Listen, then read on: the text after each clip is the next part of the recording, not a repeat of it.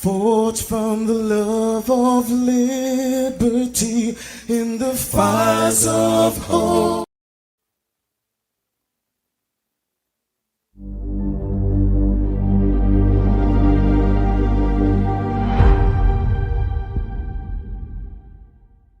Forged from the love of liberty in the fires of hope and prayer, with boundless faith in our destiny, we solemnly declare,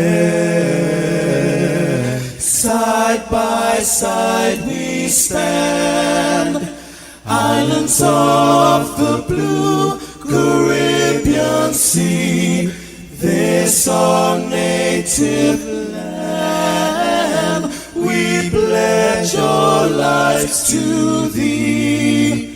Here every creed and race find an equal place, and may God bless our nation. Here every creed and race find an equal place,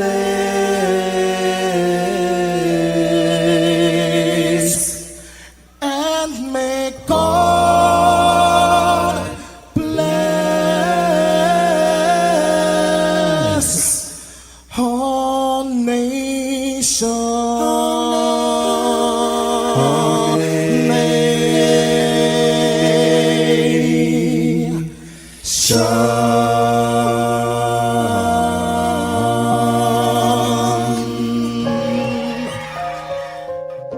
Heavenly Father, we come before you at the start of this new day, giving thanks for life, for health, and the opportunity to serve through this station.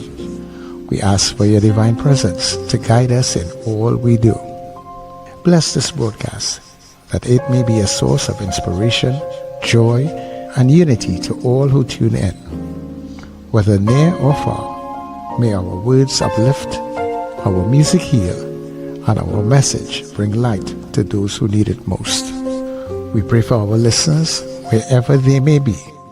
Grant them strength for the day ahead, peace in their hearts, and success in all they put their hands to. Cover those traveling with your protection, and those at home with your comfort and provision. Lord, may everything we do bring honor to you and be a blessing to others. Guide our steps, bless our efforts, and let this station be a vessel of positivity and hope. In your name we pray. Amen.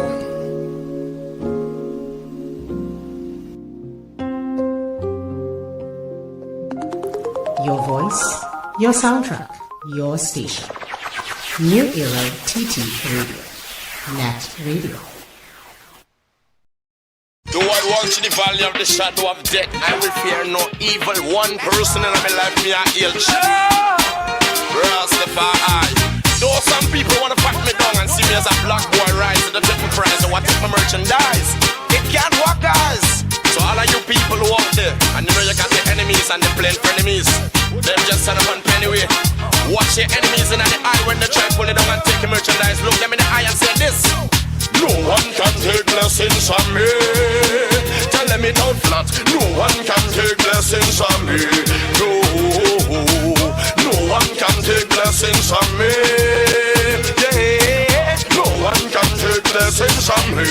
Hold on, when it come to me blessing, there's no compromise. Make sure it lock, stock, and synchronize. Never believe that one day it would arise. When Father God would open up my eyes, put me on a chair, get to realize that when a black man him start to rise, the one black brother will take the prize. Give some the talent and the merchandise. That's because them wolf in a sheep disguise. Yeah, so none of them can take the prize. Yeah, when me hear Rastafari, thank God he is higher than the high. So no one can take blessings from me. No, no one can take blessings from me. Yeah, no one can take blessings from me. No one can take blessings from me. Hold on. Now let me talk it briefly and prompt. I employ the critics every week and month. If it was not for me, they would not be rampant. I make them stampede like elephant. So wait. Let me get the critic it blunt. Every critical your mother's front. I will talk what I say what I want. You think that this talent come here by your son? If Father God to bless me with it back and front. So on me first year, you want me to flunk. You cut off me neck and show me in your trunk. Yo, blessing is still coming on. So what me saying? No one can take blessings from me. No one can take blessings from me. No, because I've been blessed by the Almighty. Yeah, no one. You know why some of them jealous me memorize? Yeah, this. Cause face to face, man, them head ever to defeat me, them shall never. Intellectual and clever, make them blood run like a river. Them a the take and me a the giver, make them quiver, make them shiver, make them blood run like a river. Feel the dread, feel the red, you know me red, feel the bad, you know me mad, feel the bad, you know me bad. I must be the right and out the order, half of them go climb the ladder. Get them on the border, half of them go coming in face and playing God, playing God. Enough of them go see me like a bruisey up a feather, put up a feather, flock together, tight together. You and your brother, me no care what is your brother, fill them up like a paper shredder. It's me take the cheese from the cheddar, so when me ball, no one can take blessings from me. Oh no, no one can take blessings from me. No one can take blessings from me. No one can take blessings. Hold on. Father God, you bless me soul and me heart all time and day. Half of them will jump up and to play, but I know you're not in a no area. And with me volume, Satan done send him dragon, but that will get this way. And on time me I go put Satan away. The bungee girl in when talk and say, so when me ball, never believe that this day it would arise. When Father God could open up me eyes. Cause when a young black man start to rise, the own black brother just wanna take the prize. That we call them wolf in a sheep disguise. Yeah, me a hear Rastafari. Thank God he is higher than the heights. When it come to me blessing, there's no compromise. Oh, no one can take blessings from me. No one can take blessings from me. No one can take blessings from me.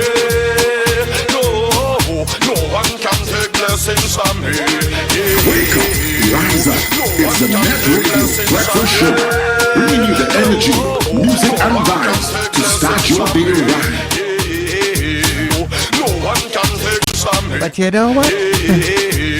They cannot take your blessings. Your blessings are yours. They have been earmarked for you. And they are arriving just on time. Good morning, everybody, wherever you may be in this beautiful world. I want to say a very special good morning to you. Trinidad and Tobago, good morning. Neighbors in the Caribbean, good morning. Friends and family streaming all around the globe. All you international people in the diaspora, good day to you. And of course, I thank you. Thank you so much for being with us here on New Era TT Radio. It is NETT Radio, the heartbeat of the Caribbean, and yes, we are taking you above and beyond. No one can take blessings from me. No one can take blessings from me. Let me say much thanks to the Heavenly Father, as always, for bringing us together for another day, and all that we do, dear God, let it be a blessing unto you. People of your story, Sir Charles, happy am I to be in this space with you. As we welcome everybody to the Get Up and Go. This is your breakfast show. Get up, it's the time to start the day. The breakfast show is here, we bring in the soca way. Yeah.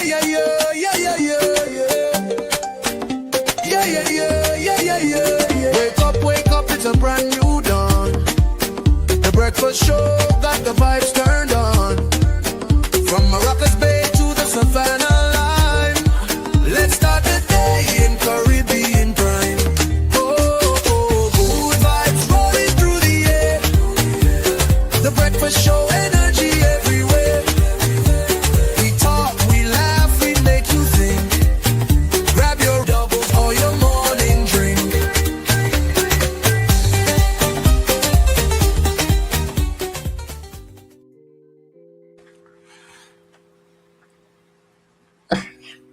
You know, Charles, I never realized what Bungie was singing. Is Bungie right? Yeah. In that song, until a long time after, I didn't realize he was saying blessings. No one can take blessings from me. I didn't realize that until a long after, you know. What you thought you were saying? I don't know. I thought it was something with sins, actually. Sins as in SINS, as opposed to the word blessings, Oh, okay. It took me a while before I realized that's what he was singing. Yeah. Well, strange enough, in the earlys, and people were having when he made the switch from the raga to the rap, and there was a little time it was causing some confusion with people understanding him. Right, his lyrics. As the delivery and stuff and things, because people now getting accustomed, the ears were now getting tuned to that type of lyrics, that type of music. All right, well, good morning, guys, and good morning. Sorry to interrupt all the old people conversation, but good morning to all our listeners and viewers wherever you are across the planet, and good morning and welcome to The Breakfast Show, and good morning to my co-hosts, Sir Charles and Wendell, who are discussing what they're hearing in songs because they didn't know. All right, but it's not Because we have hair growing out our ears now. That's it. That's when you reach. Good morning, Richard. Good morning, Wendell. Good morning, everybody else locked in your different spaces. Good to be here with you this morning. Yeah. Good morning, Richard. Good morning, Sir Charles. Good morning, Trinidad and Tobago, and good morning, listeners and viewers all over this wonderful globe of ours, especially those in Addis Ababa and Yokohama, Japan. Wendell, Richard has come. Like the mischievous child down the road who is waiting in the bush just to spring out at you. Yeah, that's exactly what he is. You can't tell he's a mischievous child. Who told you about my childhood? Everything you're going down the road, or you like you have your lunch in one hand, you have your drink in the other hand, and he just comes right behind you just to have you thrown away. To frighten people takes patience. Sometimes you have to wait a good amount of time in whatever position you are in to get that scare. Yeah. It takes a while. Those were also long time days, children doing children that, Yep. And even adults, Yep. Those were long time days. I don't know that any child does that still. Well, they're so busy playing games or whatever sort, or on a phone. Sometimes I come into even sometimes backstage. I come out, like, let's say I was outside and I come inside what we call the green room, which is like the backstage area. It would be called the green room internationally. So they're in the green room, and I enter, and every single person is on their phone. I kid you not. Sometimes every single person, let's say it's 5 people inside there, everybody's on their phone. And I would enter and I'd say, you all know there's something called conversation? That you can put on your phones and just converse. It's incredible. Sometimes you go into a place and everybody's on their phone. Yeah. And it's like just this moment in time that everybody's just happens to be on the phone at the point that you came in. And it's like, wow. Look how technology has actually changed almost, but not almost, it has changed human beings culturally in terms of how they interface with each other. It's incredible. You're absolutely right. Well, I would say something. When you walk in, sorry, Sir Charles. Yeah, go ahead. Oh, no, go ahead when I give way. No, I'm saying you see it all the time. Sometimes when you walk into spaces.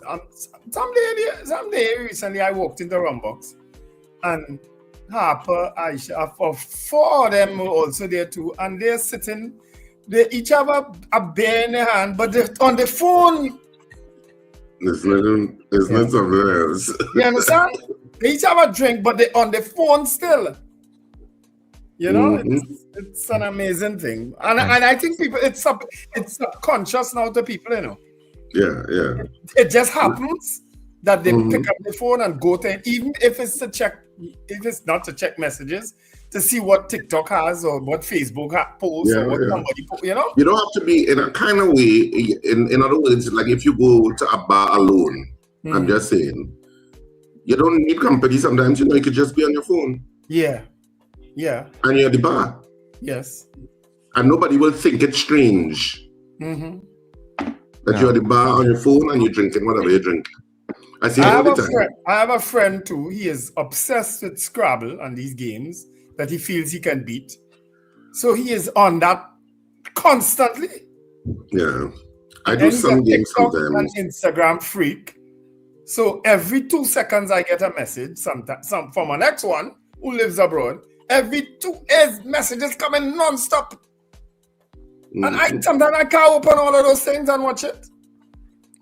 No, there's this overload. But I mean, but it's not just outside, it's inside, because sometimes in my little space here, I walk through the house and everybody is on their device doing something. Sometimes they won't even realize you walk through the house. Yeah. Mm-hmm. Yeah. Well, my son, he has the ability to be watching TV, have his laptop, using his laptop and his phone at the same time. Yes. He has that ability. And with his headphones in, so he not hearing nothing and nobody. You don't know which one he listening to. Whether it's the TV, the phone, or the laptop. With his headphones. Because he can't listen to all three. Right now in Arima. So what I do sometimes is I go into, like if I go to cinema and stuff, I will leave my phone in the car or, or turn it off. Because I just don't want to have to engage. Because somebody might send you a message and it's something that could wait. Yes. People say, oh, I need to be in contact with whatever, whoever. And I'm like, prior to cell phones, we waited. Yes, until we had to contact whoever, we reached by a landline and did whatever you had to do. So you can wait. So I can see why some people detoxify, or if there's a word for it, I'm sure there's probably a word for it. I don't know what word is that. Put on your damn phone. That's what it is. No, but if you the word I use for it is addiction. People are addicted to these devices and their phones, especially now. And the phones encourage you to be addictive. Yeah, everything. They everything that is happening online now encourages you and that is why all these apps are now coming and making everything easier for you. They don't. It's very little you have to do anymore. So if you go down the rabbit hole, you go down the rabbit hole, Sometimes you say, let me just check something. And 2 hours later, you're like, wait. Yeah. But you know what? You know what also happens, guys? I don't know if it happens to you all. It's like, because there are these people who don't use blue ticks, right? So you don't actually see when you read your message automatically, right? I think they also still find a way of checking to see when you see their message. Because as soon as you click on the message, they are messaging you again, It's almost like if they're stalking you, they're waiting to see if you read the message and then they message you again. Or sometimes, even others, as soon as you go on that phone and check a message, you see other messages coming through. Yeah. I think the problem is unique to you, Wendell. No, that's not. There are people who do that. There are some people who sit down and wait to see when you come on the phone. And as you open up that WhatsApp or something, boom. Yes. So, by the way, so Charles, I have to tell you, I'll block you, because you sending messages in the group chat and sending it to me personally. I'll block you. I block people for that. I don't even but like that old blue tick thing, I don't turn off no blue tick. When you see me, you see me read your message, If I didn't read it, I didn't read it. Exactly. And if I read it and I didn't feel to answer, I didn't feel to answer. Exactly. You control how I answer. Exactly. I'm happy you saying it, Richard.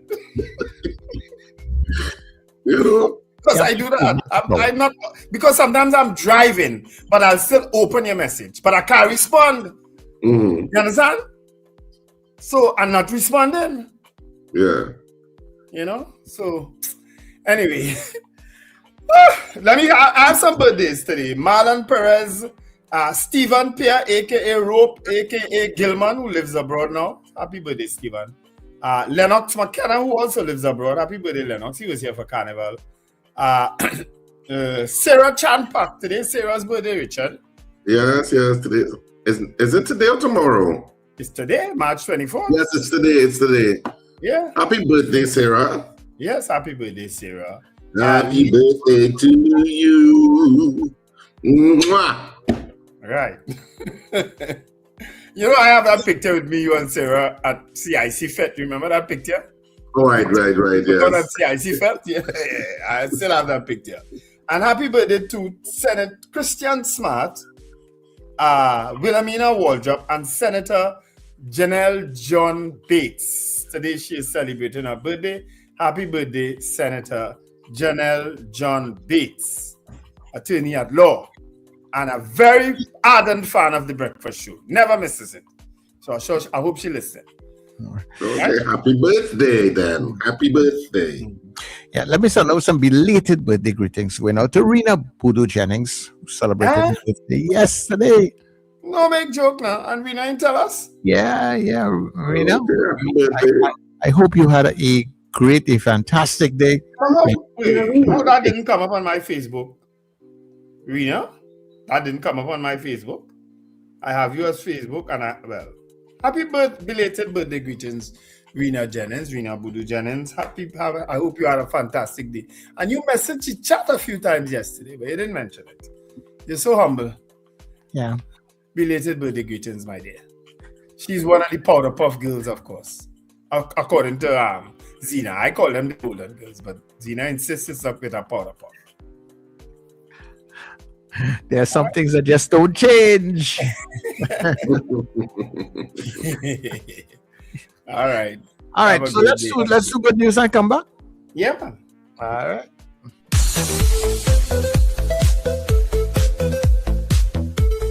This bag symbolizes your life. That's you, okay? Be successful. Don't bring shame to the name of the family. Choose a safe career. Become a doctor, an engineer. Be tough. Men don't cry. Boys don't cry. Now, put it in your back. The other one, do a squat. It's heavy? Yeah? And you know what the problem is? They say that this generation is weak, but nobody asks what they have to carry. Now let me ask you one thing. Stay there. Answer me honestly, Rajiv. Honestly, yeah? Was this your choice? No. Was this your wish? No. Was this your fear? No. Throw the backpack down, brother. Now make the squats. How is it now? Light. And that's what I'm saying. Strength is not when we obey the expectations of others.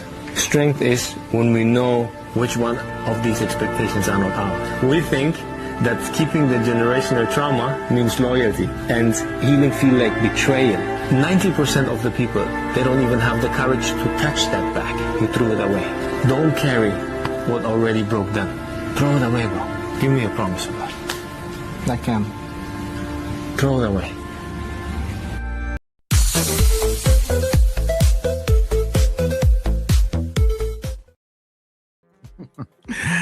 Throw it away. It's not yours. You carry too much excess baggage that people are placing on you.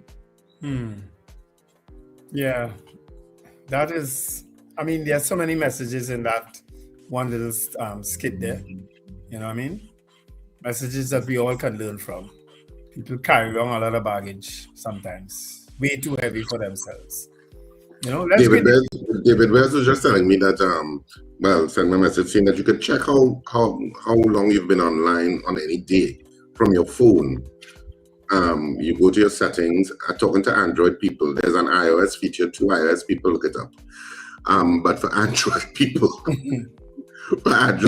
which is the vast majority of you all, you go to what he says. You go to your settings and digital well-being and parental controls, and your digital well-being.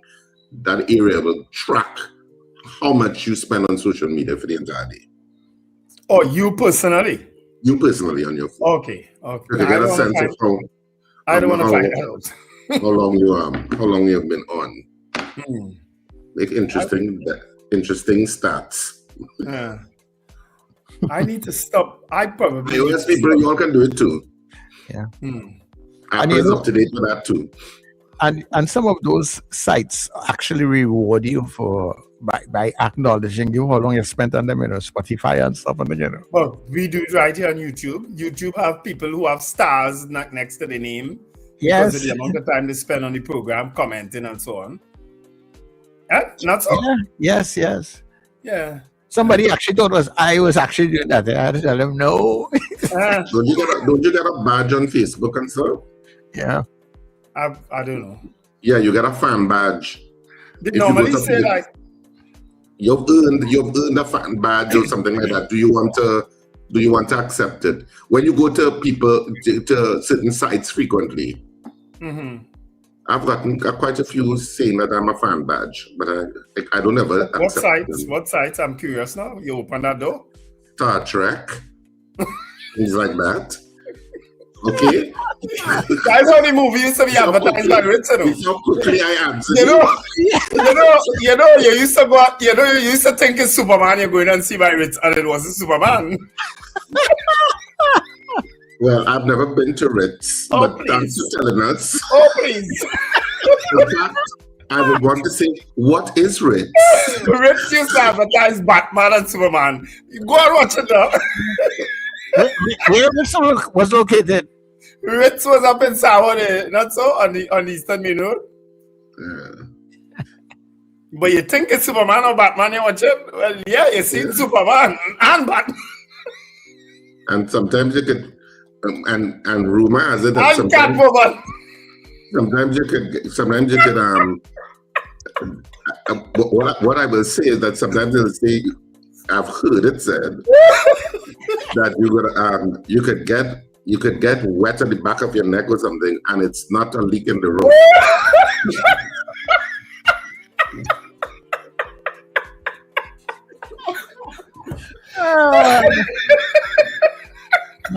I remember. Oh God, you got so vivid.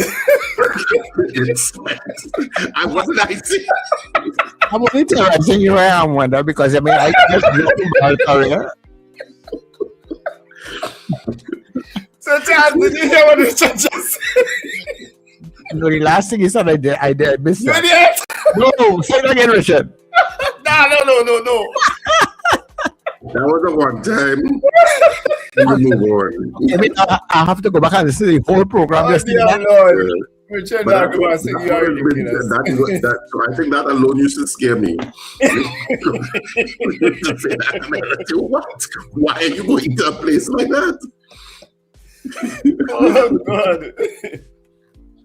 Yeah, Lord, let me greet the people in the chat. We just go down memory road too many times. Yes. Robert Allen says, good morning, blessed morning. That's 12:32, and he's also saying that this is the day the Lord has made. Let us rejoice. Well, Robert, you see how we rejoicing and be glad in it already, yeah? Other guy says, good morning. Erica Charles also says, good morning. The Lord, okay, all right. A prayer. Eunice Dublin, Manuela Peters, good morning. Margaret Thomas, Marlon Motley from North Valtine. Kenny in Harlem, Robert Taylor, Felix Kazo, Marcia Rock, Boy Bidesi from David, Diane Payne, Manager TTU, that's Norris Ferguson, Kathy Ann Charles, and Arlene in Bronxville. Beefy Smith, he's from Goodwood in Tobago. Pamela O'Connor, I think from Rio Claro. Julia Samantha, Carol Guevara from Chaguanas, Dave Gosain, Carla Hercules, Apollinaus, Deborah Noel Surrett, Garvin Frank from Powder Magazine, Richard Jeremiah, our colleague on the radio, Kurt Hope from Nashville, Tennessee, Sankofa, Sherwin and Juliet Kerr from Arima, Trini Mill Kitchen from Oshawa, Ontario, Biznat Passad, Ron DeSantis Jr. from Norfolk, Virginia, Alistair Hart from San Fernando, Ingrid from Tucson, Arizona, Sankofa from St. Augustine Hills. I hope you got some water. Scorpion Pepper from, where you from? All three of you looked very miserable in primary school. I was a very quiet child. I tell you, I went through school without really getting licks. I get licks when the whole class get licks. Helen Prescott, David McCarthy, Michael Robinson from Yokohama, Japan. Ava Smith says, thanks for life. Today's her birthday. All right. Happy birthday, Ava Smith from Happy birthday. all of us here on the Breakfast Show. Hope you have an absolutely wonderful day. Yep. Happy birthday, Ava. She's one of our top fans too. David McCarthy, top of the day. Carlisle Cupid, Wayne Ramsey, Carlisle Cupid, Algorithm Addiction. Carlisle Cupid, I've learned that because sometimes I click on, let's say, a video or picture on Facebook, and I just get bombarded with those types of things. You don't have to click, you just have to be talking about it. Sometimes, it's strange, it's an uncanny thing, you know. Mm-hmm. Yeah, like you talk about buying a shovel, and all of a sudden you see all these ads coming up for shovels. Mm-hmm. You know, it's strange. Bernadette and Alicia Yates, Lester Cradwell, Ava Smith, I'm sending birthday greetings to her grandson also, Kamani. All right, happy birthday, Kamani. Yeah, from your granny, Ava, and of course from us on the Breakfast Show. Hope you live to see many, many more. Prabha Ramdial, Margarita Chow, Carol Guevara says, Wendell, for me, it's my TV, my phone, and my bedside radio all at once, even at this moment, because I look at you all on YouTube and my twin, my bedroom. Where's that one? You have a twin? Or your twin bed? All right. Multitask, Wendell. That's Mrs. R. Debbie Modest, Alistair Hart, or when they message from a different app to tell you check your WhatsApp. I get people messaging me now on certain things to tell me unblock them.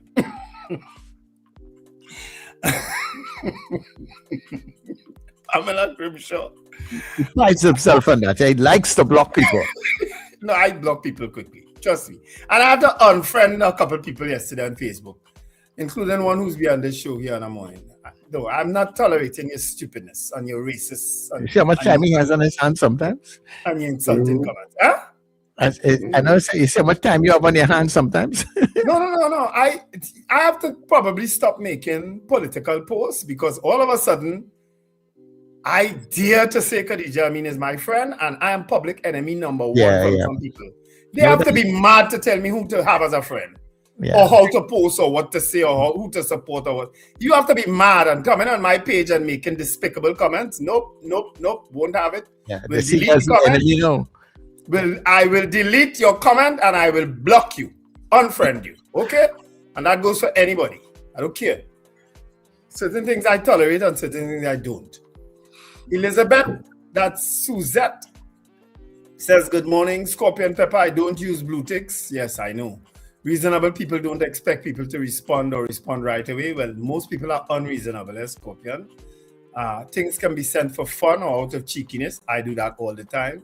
Kim Govaya, pleasant good morning to all. That conversation on cell phone use is spot on. Worst thing being in a group having dinner and each of this. Yeah, I see. You see that all the time.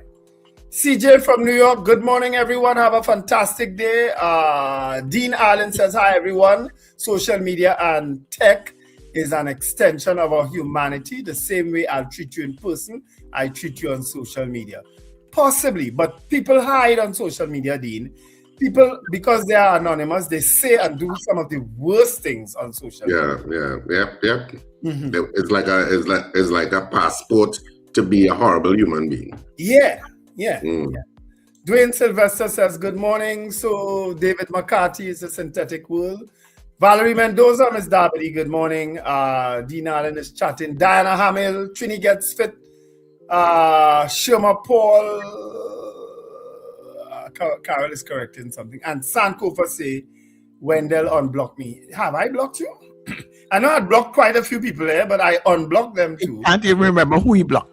Yeah, no, I can't, because sometimes I was overwhelmed. I told you all about that. I was overwhelmed and underwhelmed at the same time, and I just decided I didn't want any news from anybody, and I blocked a lot of people who are considered decent people, but I unblocked a lot of them. I don't know if I unblocked you, Sankofa. You see, you change up your name so much, boy. Anyway, those are the greetings on the chat. All right, so the people coming in very early on the WhatsApp this morning. Zena, good morning to you. She was up very early this morning. Also, Peter Wilson, good day to you. Let me say good morning to Brenda in Penal. Mr. Billy was here very early. Callan and Kelly, good day to you.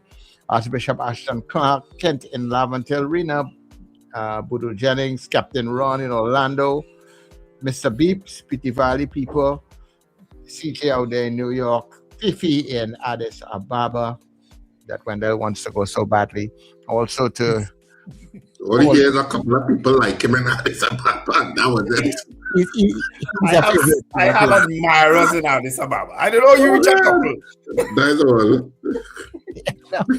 That's all. Those are all the people that we have inside this morning. We say good morning to you. Good morning to the people on Kyle Caribbean TV. We're going for that break. When we come back, we'll see what's happening inside of the newspapers for today. It's now 25 minutes before the hour of 7 o'clock.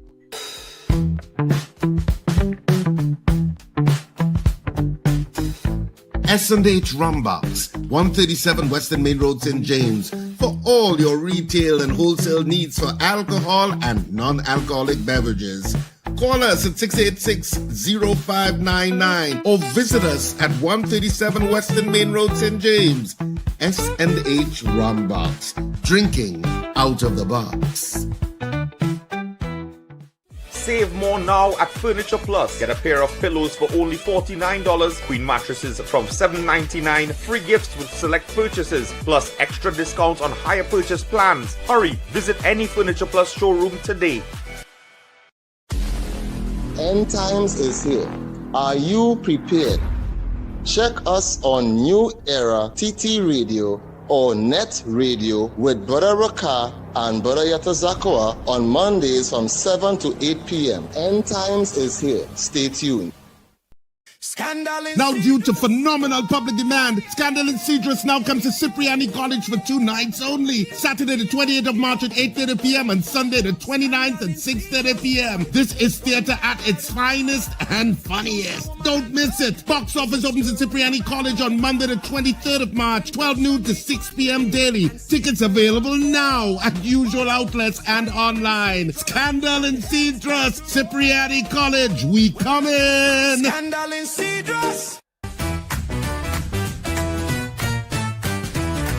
Advertise with us on New Era TT Radio, the fastest growing streaming platform for talk in Trinidad and Tobago. Audio and video ads welcome. Elevate your brand with us. Connect with us at newerattradio@yahoo.com or call us at 299-5156. Now what are you waiting for?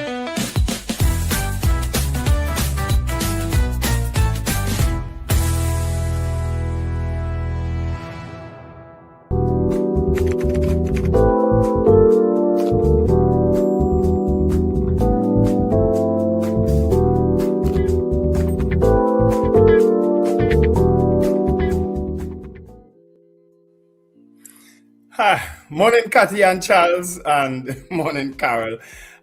You know what? I also noticed too. CJ pointed it out to me the other day. Sir Charles, you may want to check in on this because she had made a comment here on the chat, and she had remember when she voted a time, and she had done it and said that I didn't count her vote. She actually sent me a picture of it on the chat, but I sent her back a picture of this chat here, and it's not there. So I don't know what's happening. I don't know what ready because those are things that I really in like that. I don't know how to even correct that because there's no filtering for me from here. Yeah, it was strange because she actually sent me a screenshot of it showing where she voted, and in between a chat, and I sent her back the same chat screenshot of this on the screen here, and it wasn't there. Oh yeah. No. There are some parts of the thing that I really cannot control. So some people think that we may ignore them. I make no attempts to control certain things because sometimes trying to control too much things that's more work. No, but we won't do CJ. We won't block CJ or take away her comment. We won't do that. No. But she did make it, so she showed it to me. And then, but then I look back here. Remember, I looked back twice that day. I didn't see it, and then I took a picture of it. And in between certain comments was a comment, but it was not showing up here. You know, so folks just know that could happen, but it has nothing to do with us, right? Absolutely. All right, well, the Trinidad and Tobago Guardian for this morning. The top court in SOE NETT arrested under preventative detention order accused of sharing police intelligence with gangs. U.S. soldiers depart Tobago. Teen, son of late Silat's gang leader, among 3 killed. Government says no plan to introduce curfew at this time. Granby residents uneasy after Gar's murder. TNT's gateway to the world, which is something I think I talked about yesterday. Japanese ambassador TNT has good materials for success, but regulations and branding holding country back. eDeliver seeks expansion through same-day service. TNT's, well, as I mentioned that yesterday. THA put 24 million derelict sanctuary villas for sale. Home of murdered businessman's son riddled with bullets. And global sport must oppose all forms of slavery. Spice Boys to face Ireland in historic international friendly. That's just some of the headlines in business, sports, and regular news and the Trinidad and Tobago Guardian for this morning. Over to you, Wendell, and the Trinidad and Tobago Express. All right. Today, of course, is March 24, 2026, and trending in today's Express Online.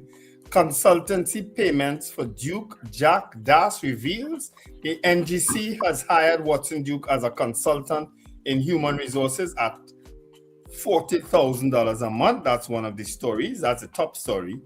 Kamala unbothered. Prime Minister Kamala Persad-Bissessar is unbothered by the derogatory remarks made against her. Berkey's son, 2 others shot dead. Of course, this was a triple killing that took place in Pinal yesterday. Very strange. He's only 17 years old, but he was only 17 years old. Princestown sisters missing, and these are 2 teenage girls have gone missing. U.S. troops and that story goes on to say a relative is calling on the government to impose restrictions on the use of social media by minors. So that debate is going to come up again. U.S. troops leave. Over 100 U.S. military personnel left Tobago yesterday. A woman offers $10,000 reward for her missing cat. The owner of a pure white, long-haired Persian cat is asking for the public's assistance in locating the feline and is offering a $10,000 reward. Apparently, the cat was in heat, and her father, I think, opened the door and the cat went out. The cat will be back, but it'll be back probably pregnant. Yeah, it brings some others with it. Yeah. I'm sure she'll be bringing a litter with her.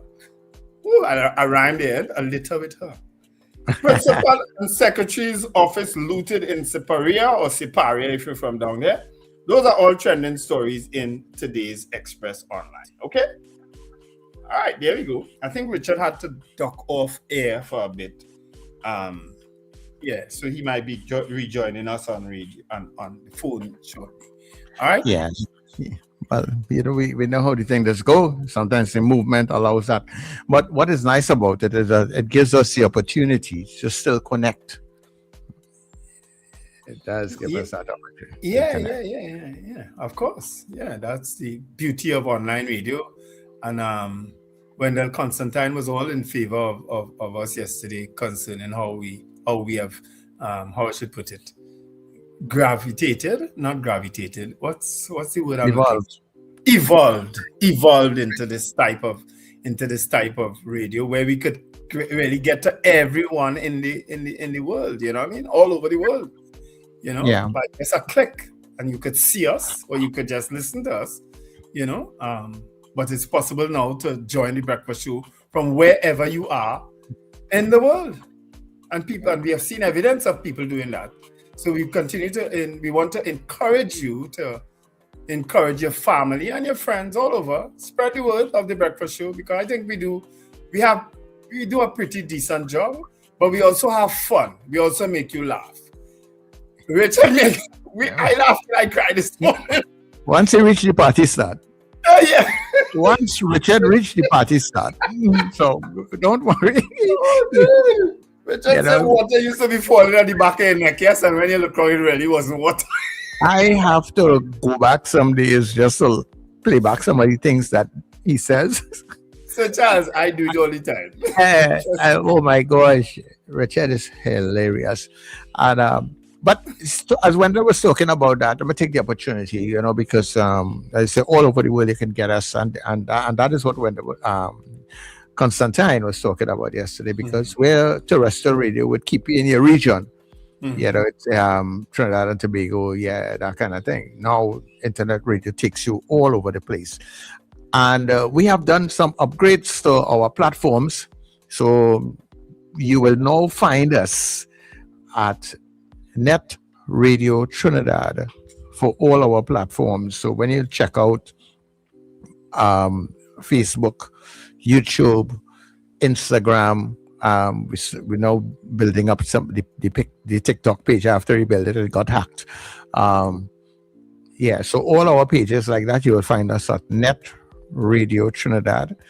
And for our Alexa people and smart devices, if you go to tune in, you will get us at NETT Radio Trinidad. You should be able to give your devices the commands now, so it's easier to maneuver. And we also have a new website that we are building out. It just still in the testing stage, but it's up and running. You can check it out. All you have to go to is NETT Radio, as a NETT, 2 T's, netradiott.com. So that is where you will listen to us when we come off of the social media and the Gaia platforms. So just a little upgrade. So NETT Radio Trinidad for all the other pages, and netradiott.com to listen to us. Yeah. All right. Just reminding you guys, our guest this morning will be David Abdullah. He will speak on the issues, political issues, and also the issue with Cuba. More specifically, the things that are happening with Cuba. He will speak on that this morning. So he'll be our guest in the second hour. And of course, tomorrow we will have Ray Brathwaite, who will speak on Shouter Baptist Liberation. And on Thursday, we will have Member of Parliament for San Fernando East, Brian Manning, who will join us Thursday morning. All right, so we have a lot of guests this week. Well, we have guests every day this week. Yeah, this week. Good. Right. And of course, so let's do our Did You Know and come back, and then we will take a couple of calls before Wendell crafts the poll. All right?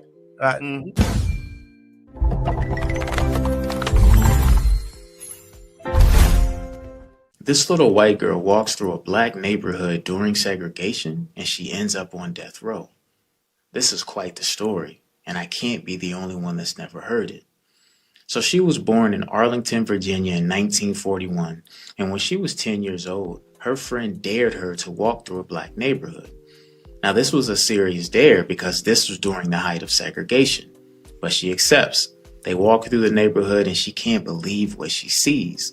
And she doesn't understand why a group of people are being treated a certain way just because of how they look. At 18 years old, she enrolls in Duke University, but what she saw that day never left her mind, and she decided to drop out of Duke and she joined the Freedom Rides to protest segregated interstate travel. She also was involved in many sit-ins, and she was doing a sit-in in Mississippi in a whites-only waiting room. She refused to leave. She was arrested with some other protesters, and they took her to Mississippi State Prison. And death row was cleared just for these protesters. She refused bail. She did her sentence. Once she was released, she enrolled in Tougaloo College, which was a black school, making her the first white student to attend. She also became a Delta, which is a black sorority, making her the first white woman to be a part of that organization as well. She worked alongside Medgar Evers, Martin Luther King, many protests, many rallies, many sit-ins. Her life was threatened, crosses were burned on her yard, but she didn't give up the fight. Her story of activism, allyship, and bravery is so amazing to me. And after all that, she's still with us today at 84 years old. Her name is Joan Mulholland, and I want to give her the biggest shout out ever. Her story is so dope to me.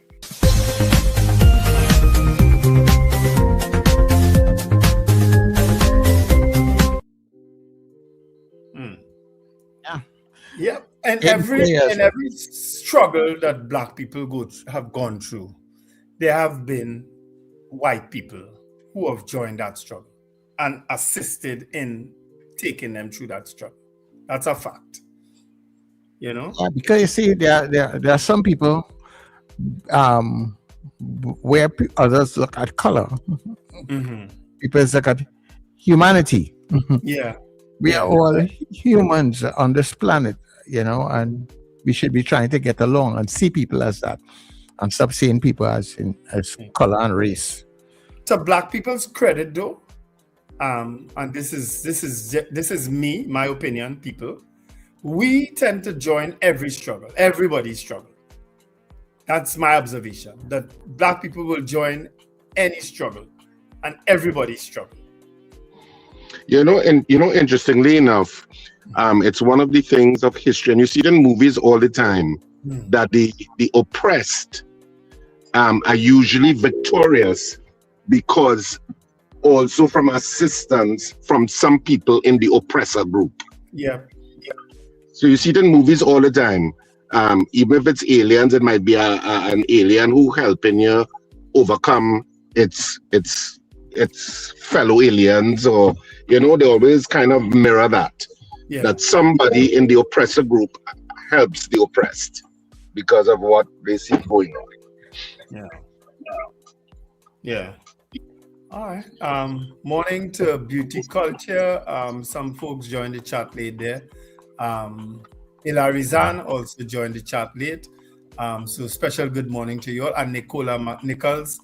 Mrs. R, I have asked Mr. Young on many occasions to join the show. He said he's not talking, and then he goes and does a press conference. Well, joins the other leaders with a press conference sometimes, or he posts on Facebook. So maybe he just doesn't want to come on our show.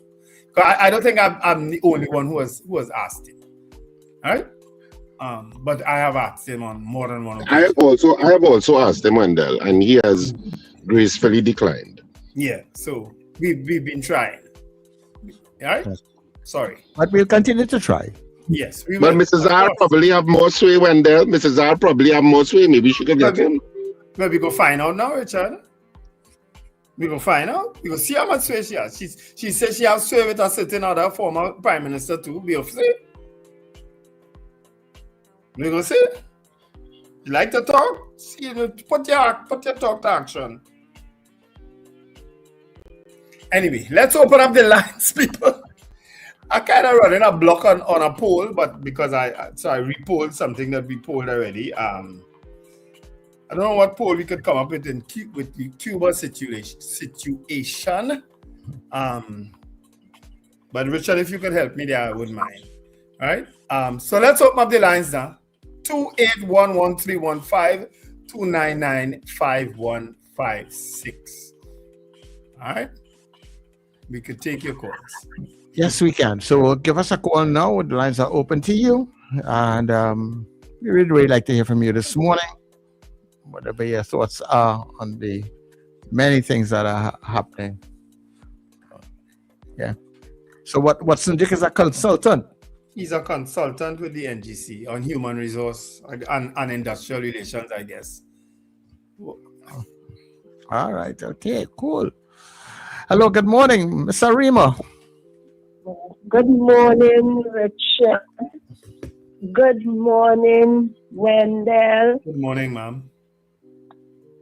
Good morning. Good morning to you. How are you doing this morning?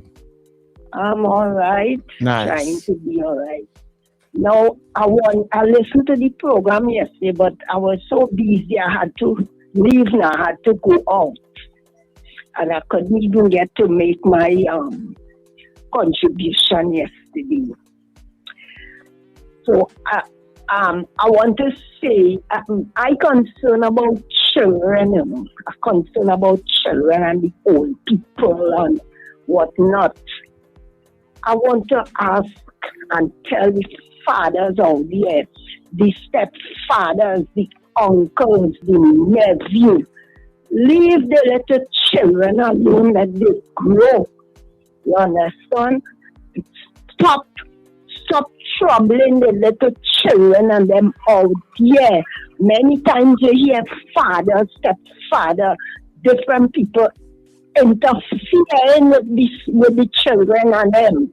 You understand? God will deal with all you, because the children and them, they have a life of their own, not because some of the parents don't allege they're living with this person in the home. So when those things happening, the mothers, they can't say nothing because number one, the person will put them out.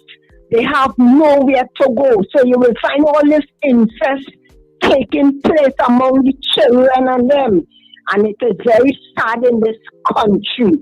It is so sad sometimes when I watch those things and I listen and I see what's taking place. I say, no, boy, it's a shame. Shame on the men, the fathers, the uncles, the nephews, and them. Shame on all you. Go out here and get something. Don't interfere with the children. Leave them alone.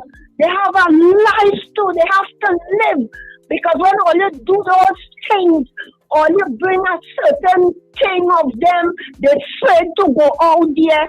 They're afraid to react with people. Leave them alone, I say. Thank you. Right. Okay, no problem. Thank you very much. Sorry, Mom. We fully support that view. But only one thing. Sometimes we can't wait on God to deal with them. That is all. It's time people start exposing these monsters, these demons, and let the court and let whoever need to deal with them. We can't wait on God all the time. That is my only thing with that. Yeah. All right. Let's see who's online again. Mr. Billy. Yeah, morning. Thanks for taking me. I know we just have about 2 minutes to go. Go ahead. But I just want to be quick here. One is there's so many things to speak about, but two I want to really zoom in on. One is that incident where I don't know if you heard about it, about 40 person or scam who was going to go to Tobago, for the weekend go on there, and they book online, how they do it now, and what they get to understand when they reach Tobago physically, that place don't exist, and I mean they lost all their money. I mean that is such an unfortunate, and how fraud and scamming and all these things taking place in our country, right? Because I think that the fraud squad and the police department who deal with those things must investigate it thoroughly and find out who is these people doing these things. Because I mean, I can imagine, what those people, those 14 persons who was in Tobago went through, and my heart goes out to them this morning. The next thing I want to speak about is the killing of a next person in relation to the Danny Guerra diner, the guy who used to do the thing with the conflict. But anyhow, there's a next person who got killed last night or sometime again in Matura.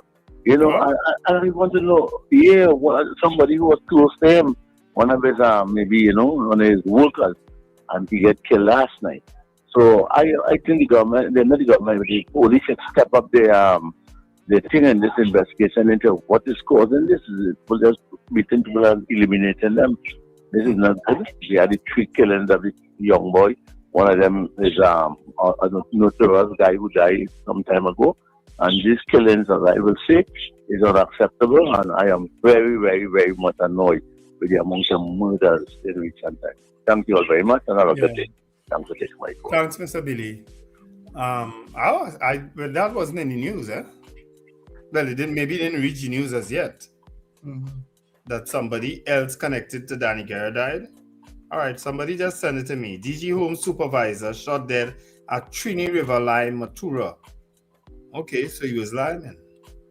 He was odd. This story. Let me see the story. All right, DG Home supervisor. One man was shot and killed while at Trini River Line on Monday, March 23rd. That's yesterday. The deceased was identified only as Rondell, aka Patch of Northeastern Settlement. The killing comes just days after Patch's employer, Danny Guerra, was fatally shot. reports indicate that Patch was previously detained alongside his employer, or he was also detained during the SOE. What is going on there? TTPS, this is not looking good on all, you know. And the commissioner silent except when he want to provoke Gary Griffin. The commissioner only responded once, only time. So the man respond once. So what? What you respond to? To the Gary Griffin situation. It's only one video I saw. Well, exactly. That's the only response he has done in a while. Yeah. That's the only thing he has come out publicly and said in a while. After all the other things, he has said nothing. There was something else I saw from him, you know. I can't remember exactly. Anyhow. PR for the commissioner now too? I can be a consultant. $40,000 a month? Hey, watch me. The TTPS, I can be all a consultant. Yeah, I wish you luck. I just have to find out exactly, you know, what is the role of where the police is concerned of a consultant. Mm-hmm. But I am sure I can do some consulting with them. Mm-hmm. All right, but our poll question is up, people. Do you believe the U.S. should release the embargo on Cuba? Yes or no? All right. Well, we could have said lift too, but I was fighting for words there. Do you believe the U.S. should release the embargo on Cuba? Yes or no? Of course, our guest in the next hour will be David Abdullah, who will speak on this matter. All right. So just, folks, make it easy for us today now. Say yes or no quickly, and then you can chat, right? And then you can chat. Yeah. All right. So your 7 o'clock news is straight ahead because it is exactly 1 minute past the hour of 7 o'clock.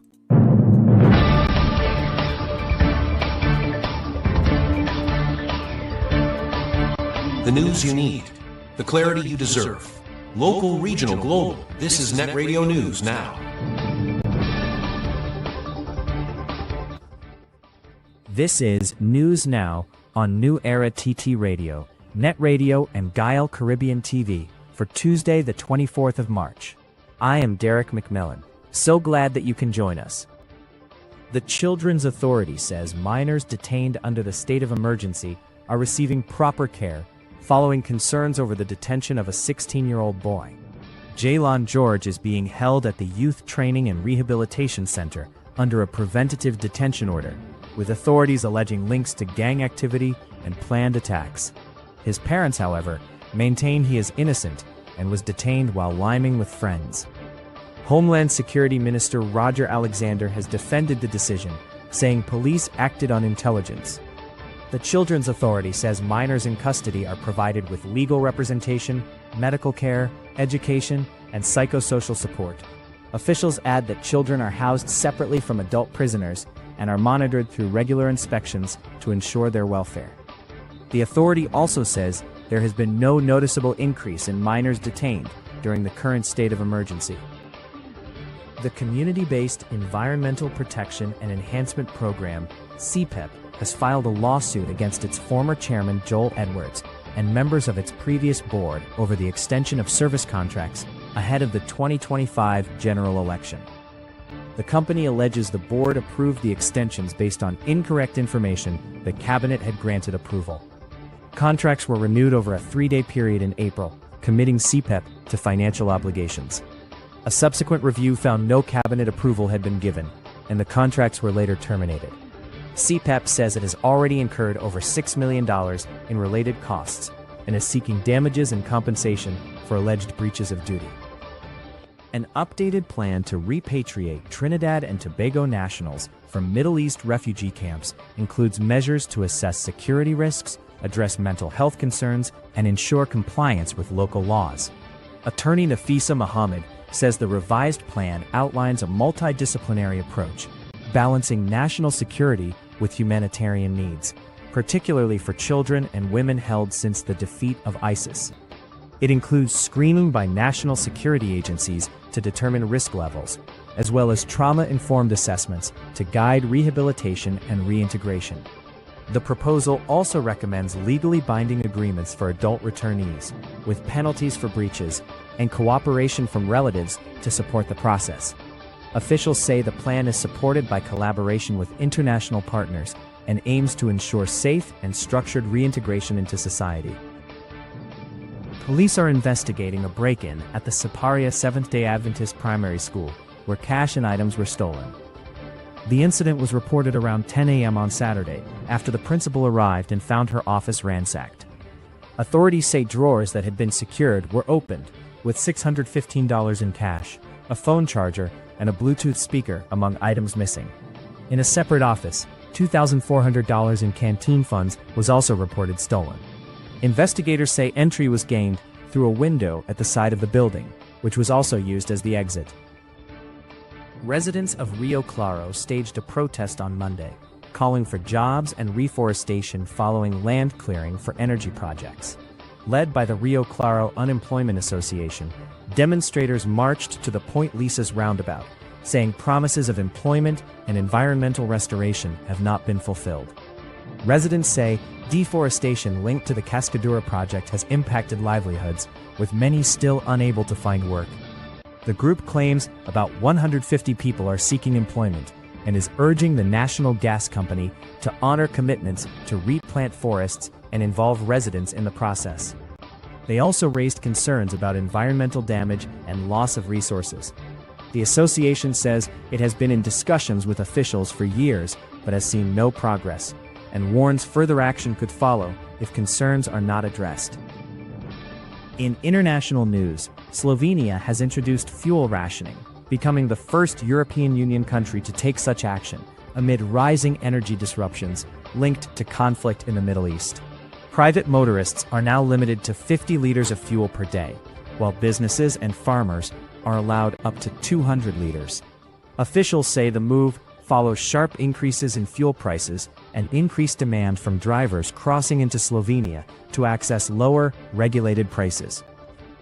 Prime Minister Robert Golob says there is no shortage of fuel, adding that supplies remain stable despite the restrictions. Petrol stations have been tasked with enforcing the limits as authorities seek to manage demand and maintain supply. And that's the main stories in the news at this time. That was News Now. Stay informed with New Era TT Radio, Net Radio.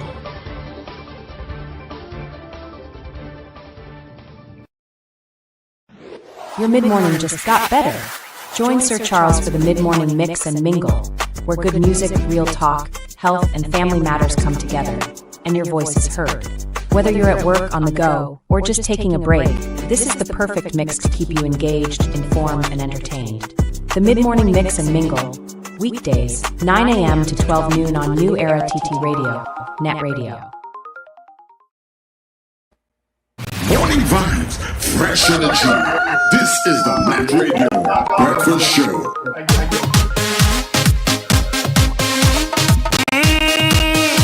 Yeah. Never let your problems get you down. Stay focused and hold your ground. Because what will kill you should make you stronger. So my problems is like steroids, boy. I get my doses from all kinds of sources, and all know them still can't kill me now.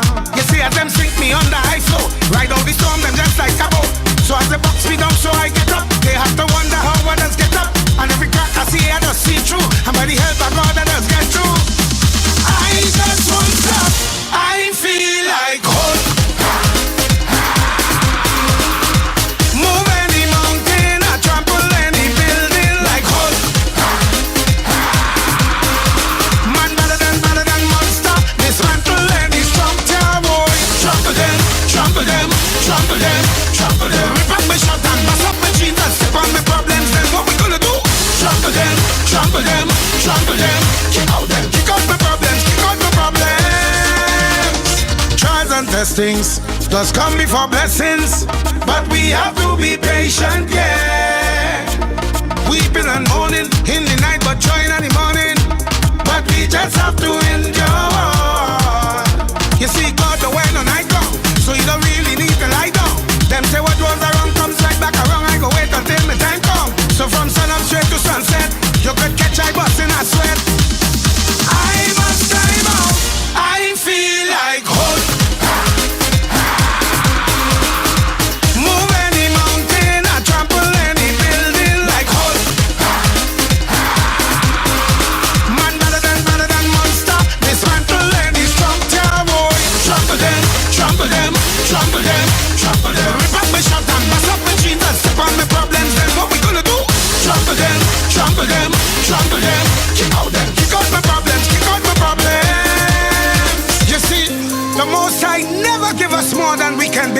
but He gave us the strength and the will and the power and the courage to handle our problems through Him.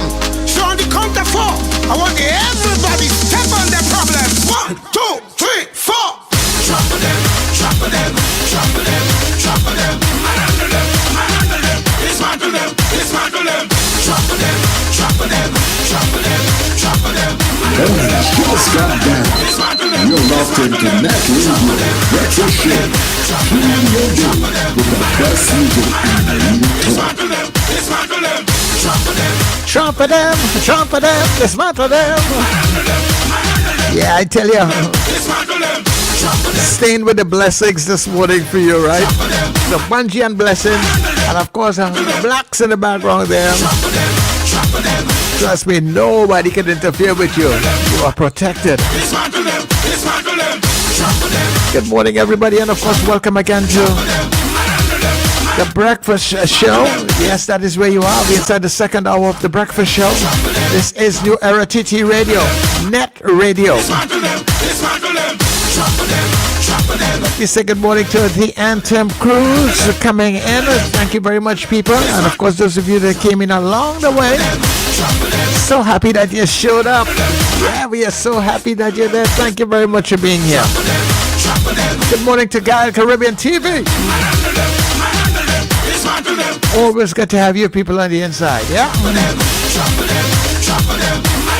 And of course, please take note of our upgrades to our social media handles and pages. Remember, you're now getting us New Era is now being able to be found at NETT Radio Trinidad. I don't have to get accustomed to it, right? So you can now find us on Facebook, YouTube, Instagram, and tune in at NETT Radio Trinidad. And when we come off of the feed on Gael, all you have to do is come across to our website so you can listen to us. And of course, yes, the old pages are still up and running, you know. So they will come down in time. But in the meantime, you can check out the new site at netradiott.com. That's netradiott.com. So the morning poll is up. Remember, you're voting yes or no first, anything else after, right? But right now, yes or no. You know, they love to chat, and we love to chat with you. Do you think that it's more than enough time that the U.S. should release, move, lift those embargoes on Cuba? Yes or no? I will tell you how you vote when they come back.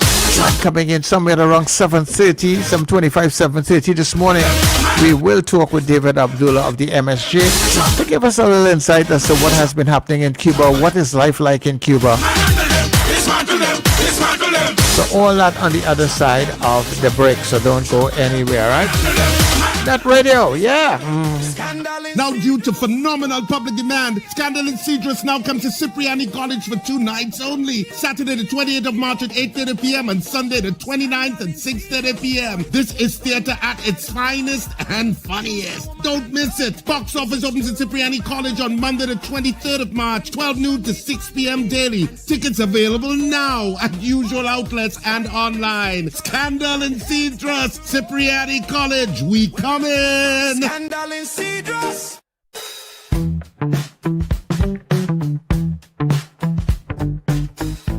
S&H Rumbox, 137 Western Main Road, St. James, for all your retail and wholesale needs for alcohol and non-alcoholic beverages. Call us at 686-0599 or visit us at 137 Western Main Road, St. James.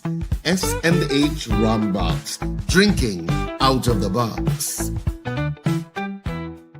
Save more now at Furniture Plus. Get a pair of pillows for only $49, queen mattresses from $7.99, free gifts with select purchases, plus extra discounts on higher purchase plans. Hurry, visit any Furniture Plus showroom today.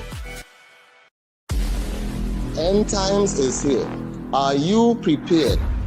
Check us on New Era TT Radio or NETT Radio with Brother Raka and Brother Yata Zakawa on Mondays from 7 to 8 p.m. End Times is here. Stay tuned.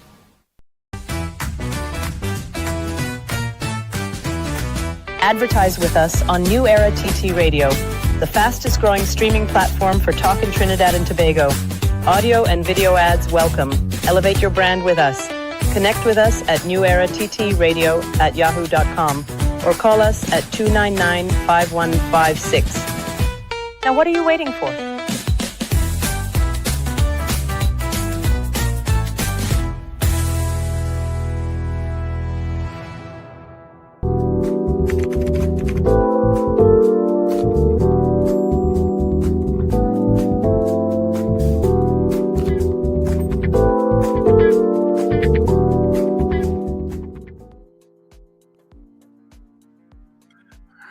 All right, so we are back inside of the second hour of the breakfast show. Trust me, the only thing we don't give you is the physical breakfast. But other than that, you get all the good entertainment and everything that goes along with it, right? Yeah. All right, guys. Time check, 16 minutes after the hour of 7 o'clock in Trinidad and Tobago. All right? Excellent. And the poll is, do you believe the U.S. should release, lift, Lego, stop, get rid of, all kind of words already suggested. I just did a quick thing, so I used the word release, right? My apologies for those who didn't like the word release. The embargo on Cuba. All right, you ready, Sir Charles or Richard? Which one are you writing? Yeah, I'm writing because, Richard is on the move. He's on the and move. Jeffrey getting a holiday these days. Yeah, boy. No paper to clean up in the living room because Richard is not there to crumple and throw paper on the ground. None at all. So David McCarthy says yes. Avion Abraham says yes. Ilarizan, yes. Ava Smith, yes. Michael Robinson, yes. Gregory Boyer, yes. Robert Allen says no. Cheryl Marad says yes. Alistair Hart, yes. Old Lady, yes. Wayne Joseph, yes. Annalie Johnson, yes. Rena Jennings, yes. Robert Allen now votes yes. Robert Allen, wait a minute. You voted no and then you voted yes. So which one is He made a mistake. I think that was remember I said when he said no, I say no. Yeah, it did surprise you and all. So yeah. So we'll use the yes. Kazim Mohammed, yes. Boy Bidesi, yes. Tim Govai, yes. Margaret Thomas, yes. Rhea Sampson, yes. Marlon Motley, yes. Magic, yes. Kenny and Harlem, yes. Beefy Smith, yes. Apollonius, yes. CJ from New York, yes. Colted Finch, what shooting at courts is that? I don't know what you're talking about. Jennifer, that's Suzette Jessup, I think, yes. Ron DeSantis, no. That one didn't surprise me. That is no surprise. Yeah. Michael Grandison says yes. Yeah. Chris Toussaint, yes. Kurt Hope, yes. Ingrid from Tucson, yes. Jason Samuel is offering an opinion here. You all can read it. Eunice Dublin, yes. Cappy the Nigeria, no. Gemma Peters Halls, yes. Suzanne Jessup, yes. Piggy Lou Blue, who is that? Yes. Felix Kazo, yes. Ingrid is offering an opinion here too. Diane Payne, yes. Trini Mill Kitchen, yes. Carol Guevara, yes. Carla Hercules, yes. Joseph Clement, yes. Marlene Saunders Sobers, yes. Fran Romani, yes. Right. Robert Allen, we got you. So we recorded the yes. And Howard Hernandez says yes. Those are the votes I have, Sir Charles. All right. So just give me a little bit. Let me do some adjusting here. Ready to start on the WhatsApp. All right. So any final votes, or they can continue to vote. Right. Okay. I'm almost there. Right. Frank out there in Ruka says yes. Captain Ron says yes. Brenda in Pinal says yes. Terry and Peter says yes. Miss Sampson says yes. Mr. Billy said yes. Fifi says yes. Peter Wilson, yes. Kurt Edwards, yes. Kenwin says yes. Sherwin White says yes. Junior says yes. Pauline says yes. Sean Ram says yes. And Laverne Edwards is now coming in, also says yes. Go ahead, Wendell. Any others are you? No. Howard Hernandez is the last I have. So 57 people on the poll this morning. 57 of you voted and 55 of you said yes, and 2 persons said no.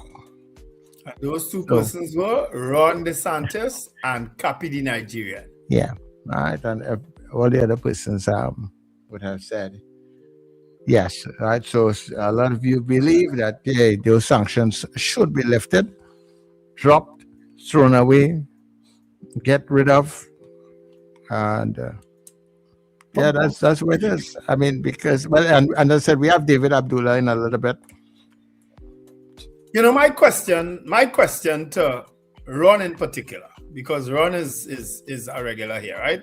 Cappy the Nigerian would come on from time to time. But Ron, you are a regular here. You sound like a well-grounded human being in terms of your history, in terms of your age and your memories of whatever happened. Why would you support a country doing that to another country, stopping even medication and that country from progressing? Why? Why would you support that? What's your reason for saying no, don't lift it? Let them continue to suffer in Cuba. Yeah. Why? What did the Cubans do that deserve, where they deserve that kind of treatment? What did they do? I'm curious. I'm always curious when somebody goes against the grain like that to say that people should continue to suffer. Why? Regardless of what they did in the past. Right. But he didn't use the word suffer, right? Who? The word suffer. Who didn't use it? If he did not use the word. No. Who he? I'm not following. You're saying that they're the person. You said that you said something suffer. So I was saying that. No, those are my words. Oh, right. So why would you support the continuous suffering of our people? Okay. Why? Why would you support that? That's the point I was trying to make. Well, everybody, as I say, entitled to your opinion. First of all, I remember at some point in time that he would have shared why and he's free to share that again. I don't know. We can always listen. I've asked him. I don't remember him ever. I don't remember him ever. I mean, we still have a few minutes. So if Ron wants to give us a call, he could do so. Yeah, as to why would you vote? Because I remember at that point he was identifying why the US took that decision, and so it probably from whatever standpoint, I mean, it's just a difference of opinion. Yeah, well, no problem. So that's why I'm asking. I'm not saying maybe he has a legitimate reason that I will never support, but that's all right. You know what I mean? I don't know that I could ever support anybody wanting anybody to suffer, regardless of what past they had. You understand? Mm-hmm. I don't know that if Germany was suffering today, that I would say because of their past, they should continue to suffer. I don't know that I could support that. Human beings are strangers.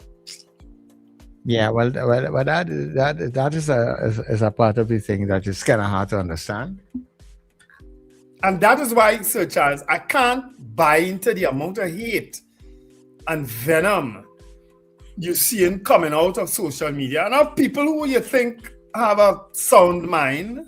In terms of the politics has gotten so very divisive and hateful. It's almost frightening. Mm-hmm. I mean, we've never gone down the road of places like Jamaica where you can't wear this color and you can't wear that color and you can't wear this jersey. And we've never gone down that road. But my God, where we going with this amount of hate that we have for one another sometimes, boy? Yeah. Sure. But before we get into to our guest who's just entered the backstage, Virginia is calling, so let's see if we can take that call so I can get his perspective, because a very interesting one I would really like to hear. Virginia, good morning. Yeah, good morning, gentlemen. From Virginia Front and Center. Quickly, I just want to mention a correction to something yesterday.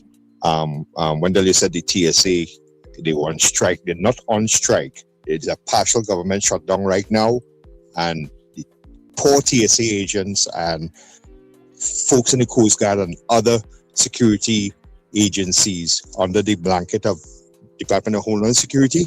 This is a Democrat Party shutdown, and these people they haven't got a paycheck since about 3 paychecks so far, and it's just wrong, totally wrong. Anyway, I only said what I read, Ron. Yeah. Huh? Okay, but go ahead. What's that? He said that. I only said what I read. Yeah. You read that they on strike? No, they're not on strike. Yeah, somebody said that on the chat. That's what I read. Somebody said in the chat, yeah, but somebody on the chat. I maybe verify as we go along. Getting back to the issue of Cuba. Yeah, why did sanctions say that you don't? Has always been something done not only by the United States but also by a lot of countries. And on top of that, it is not just Republicans doing that, but even Democrats. Now, let me explain this to you. I have relationships with the individuals who have lived through the so-called revolution and liberation that the Castro's brothers say they were going to do for the people. And when you have to flee Cuba with just the clothes on your back, or they walk into your tobacco business, when I was based outside in Tampa Bay, Florida, outside McDill there, right? And they tell you that they come and say, this now belongs to the people, right? And businesses, which was for generations, and they take this and say, this is for the people, this belongs to everybody, not just you, the collective, okay? This is the reality that goes on. Now, let me show you something though. When it comes to medication, when it comes to stuff like, humanitarian items and stuff like that, it was still allowed to go into Cuba. But guess what? This used to go to the elites within the socialist, communist, whatever you want to describe the regime as. Okay? And you see the people of Cuba, right? That they only show you one side of it, and that is the drive-by media. Okay, they only show you one side of it. They don't really show you the people who are trying to stand up against this. And Canada has always traded with them, and so to a number of European countries. Okay, so the fact is that this is now a window of opportunity. Yes, I agree with you. I don't like to see people suffering. Okay, but the fact is that items still used to come into Cuba, and I'm speaking specifically from countries like just north of us here in Canada, who, even though there was an embargo, they still had a restricted mechanism in which they traded with Cuba, and of course the EU and others. Okay, so basically, because I just want to say that I really don't cherish, and I don't like the fact that the people are suffering, just like the people of Iran and other countries, right, who are suffering. So a window of opportunities here. And by the way, Marco Rubio, right, he is a good liaison right now with Cuba. They're talking and they're having some dialogue, right? But he himself is a descendant of those who fled, right, the tyranny of what Cuba is. So, but again, I respect everybody else's view. This is just not just my view, but many others. Yeah. Well, thanks. Somebody called Gloria Estefan. All right. Okay. No problem. And thanks for your view, Virginia. Yeah. And that's what we do on this breakfast show. We give everybody a chance to talk, even if we disagree. Right? We give everybody a chance to talk. All right. All right. So that'll be a good way for us to enter into our Let's Talk segment.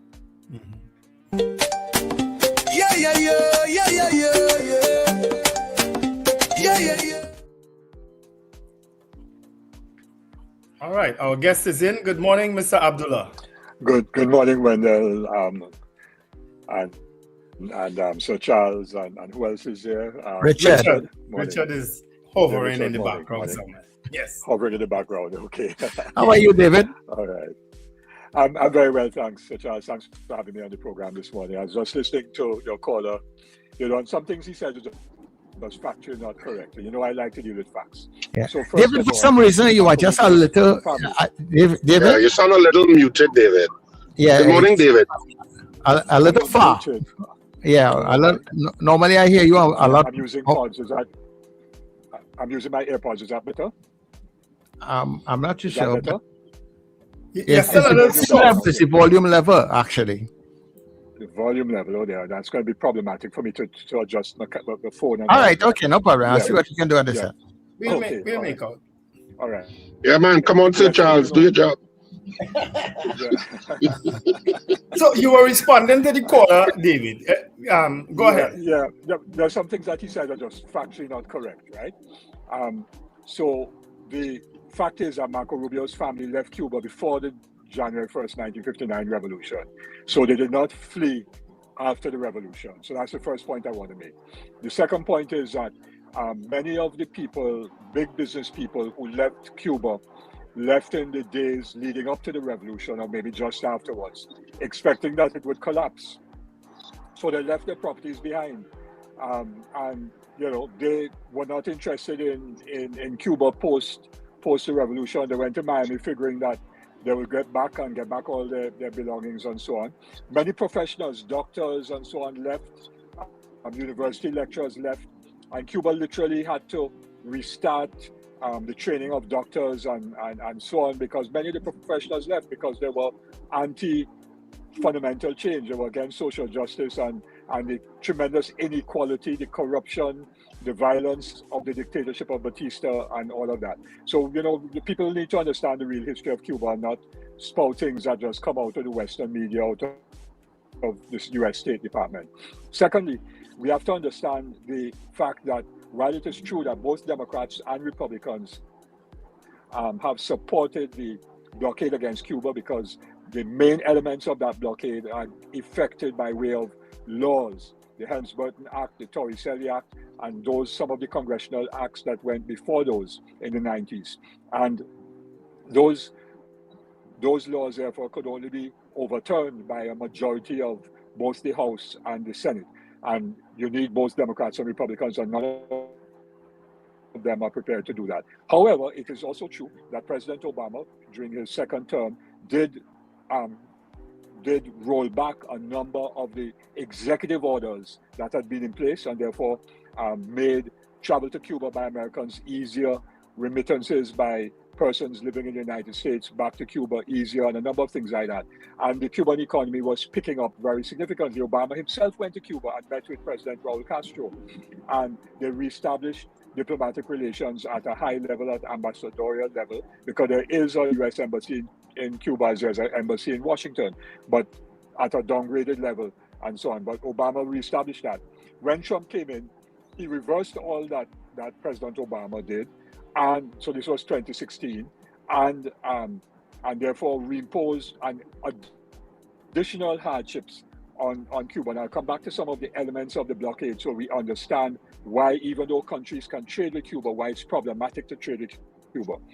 And so Trump reversed all the Obama era, strengthening of relations with Cuba.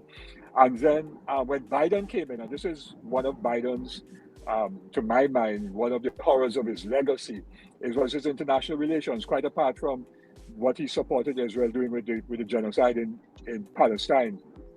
But also, instead of going back to the Obama era policies, of which when he was vice president to Obama, when those things took place, he did not reverse what Trump did when he came in 2020, 2021, and left all those things in place until about a week before he left. And then he reversed it. And of course, as soon as Trump came in a week after that, Trump reinstated it. So yes, Democrats and Republicans have had a very bad history with respect to Cuba. Now, let me be clear. The intention of the blockade, some people call it an embargo, but it really is a blockade. The intention of that, as expressed by a State Department memorandum by an Assistant Secretary of State, one Lester Mallory, written way back in 1960, just before the first embargo was first imposed, was to create hunger and desperation so that the Cuban people would rise up to overthrow the government. It's absolutely clear. This was always about trying to end the Cuban Revolution, yes? And the blockade, therefore, was to try to put as much economic and social pressure on people, unemployment, high prices, and so on, that the people would rise up and so on. And that didn't happen. For years, that didn't happen. Now, the nature of the blockade was strengthened by the David, before you continue, before you continue, explain the difference between embargo and blockade. Well, a blockade really is, because it is all-embracing. It is economic, in terms of policies. It is commercial in terms of trade. It's financial. So, for example, for Cuba to buy items, they have to go through a roundabout route to buy items. So things might have to be shipped to some other country, Mexico or Panama, somewhere like that, and then shipped into Cuba, so that the cost of Cuba doing business globally is much, much higher than the cost for, say, Trinidad and Tobago. Now, what also exists is that there's some of these laws say that if a ship leaves, say, Trinidad and Tobago and goes to a Cuban port, that ship cannot enter a U.S. port for 3 or 6 months afterwards, right?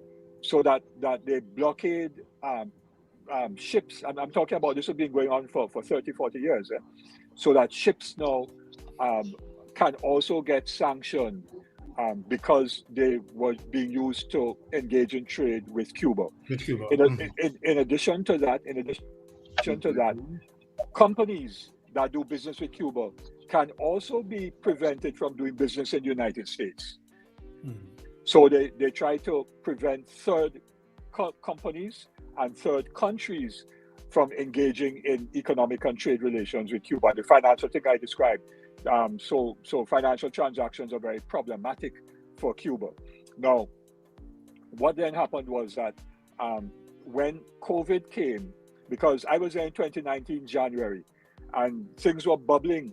Yes, we stayed in, my family and I, we went on a family holiday. We stayed in what Trinidad or Americans would call an Airbnb, but it's a local thing where Cubans have an apartment or a property which they can then make available for tourists, and we pay them in hard currency and so on. So we stayed in Havana, near the Havana Libre, in Havana. Then when we went to Trinidad, we stayed in one in Trinidad.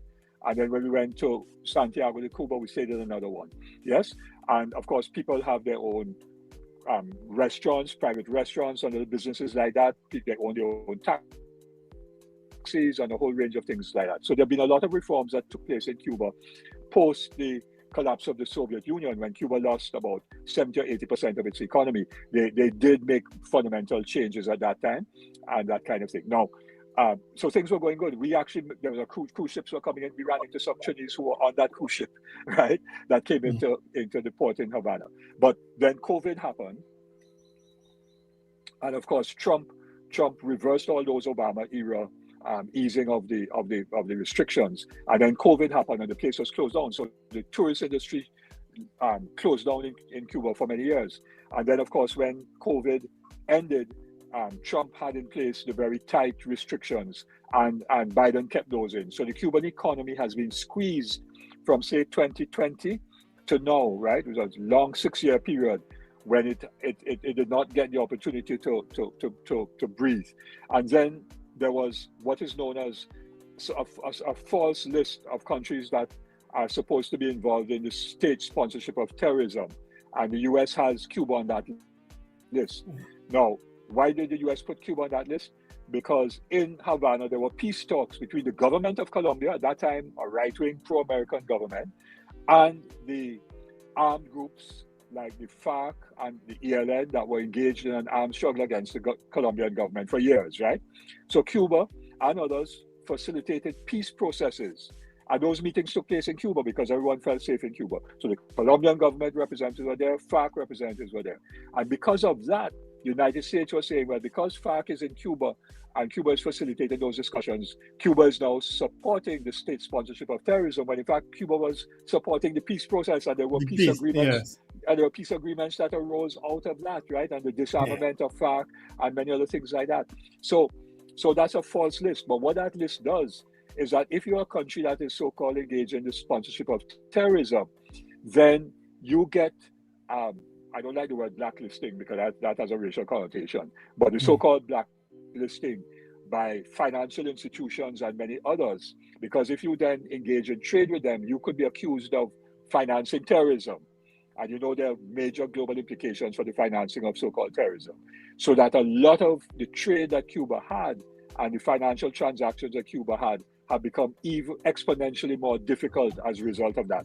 And CARICOM countries have repeatedly called for the ending of Cuba being on that list and called for the ending of the blockade. And the last thing now has been this blockade of oil going in, which is illegal. All these things are illegal, you know, because they're unilaterally imposed by the United States. They're not pursuant to any United Nations Security Council resolution. They're illegal, illegitimate, and in fact, they're criminal and amounting to a crime against humanity. Well, David, we are obviously in some news, we are obviously in a very aggressive time of the reinitializing. Some people will say it never stopped, but certainly it's been energized in terms of the Monroe Doctrine, in which people are calling the Donroe Doctrine under Trump, and the U.S. muscling that it is in control of the Western Hemisphere, to the point that it has even instructed Caribbean countries to do away with Cuban healthcare workers in the English-speaking Caribbean specifically. But I suppose the other, the Spanish-speaking may have them too. How much can we do beyond being passive observers to what's going on in the geopolitical arena of the U.S. controlling the Western Hemisphere? Because I think that's obviously the picture that's being painted. You're absolutely correct, Richard. That is exactly the issue, and it is explicitly stated in the U.S. National Security Strategy, which was published in, I think, October, November last year. And they said they're not going to allow anybody from outside of the hemisphere to access assets, economic or any other kind of assets in this hemisphere. They must have complete control.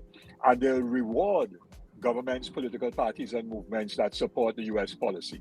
And so what we have seen is that some Caribbean countries and Latin American countries have gone for that in the hope of being rewarded and not punished. So, for example, some of our CARICOM countries have more restrictive visa application processes than, say, Trinidad and Tobago has. And we laud that as a great achievement, right? But what we have done in return for greater visa access for applications, not necessarily that you wouldn't get it, because you might be able to apply more easily, but doesn't guarantee that you'll get a visa. But those things then have meant that we have sold our sovereignty and our dignity and our right to self-determination. And it is very regrettable, therefore, in terms of foreign policy, that CARICOM has not stood up as a collective unit in addressing the United States and saying to them respectfully that, we are friends of all and enemies of none. And therefore, you have your right to pursue your interests, and we have our right to pursue ours. And you should respect our pursuit of our interests as we respect your right to pursue yours. But don't try to use your economic and other might to bully us into taking positions which are contrary to our own interests. And we. But how do you balance that? Yeah. I hear you, and that's a kind of and that's the kind of non-aligned approach that CARICOM would have taken in the past and would try to keep to that. But under President Trump, it's a different kind of geopolitical scene at this point, because he is, for want of a better word, very erratic sometimes in terms of how he makes decisions, but he makes them very forcefully. And I think a lot of the Caribbean countries are maybe afraid of what the economic fallout would be if you anger the US under Donald Trump, and hence a kind of, acquiescing to what the US would want. And how do countries, because countries have interests, as I always mention on this show, countries align with interests. Oftentimes it's not a moral compass. They may have a moral compass somewhere in the back, but it's their interests that they look at and the interests of their citizens. So how do you navigate that water in terms of saying what you were just saying there? Well, we want to pursue our own XYZ, when the US is obviously saying, well, do so at your own risk. Yeah, and of course, CARICOM countries will not be at risk from any military intervention by the US. The US is not going to spend, resources to try to intervene militarily, and we have to also kind of take not just a short-sighted view. The politics in the United States is not static; it is dynamic. And for example, this coming Saturday, there's going to be another No Kings March, and people are saying there may be as many as 10 or more million people. I saw last night on one of the US stations that I think well over 3,000 cities or towns and so on are going to have some kind of No Kings protest. So there is massive opposition to Trump. If you look at his poll ratings, they're not good at all. And he's bounced his head actually in Iran in a very significant way. I like early this morning, for example, Iran hit something somewhere, and I forgot the country now, and Amazon had to shut down its operations in that country. Might have been Bahrain, I'm not sure. And so that situation is very, very fluid and dynamic. He announced on Sunday night, because he was hoping to get oil prices down, that he will not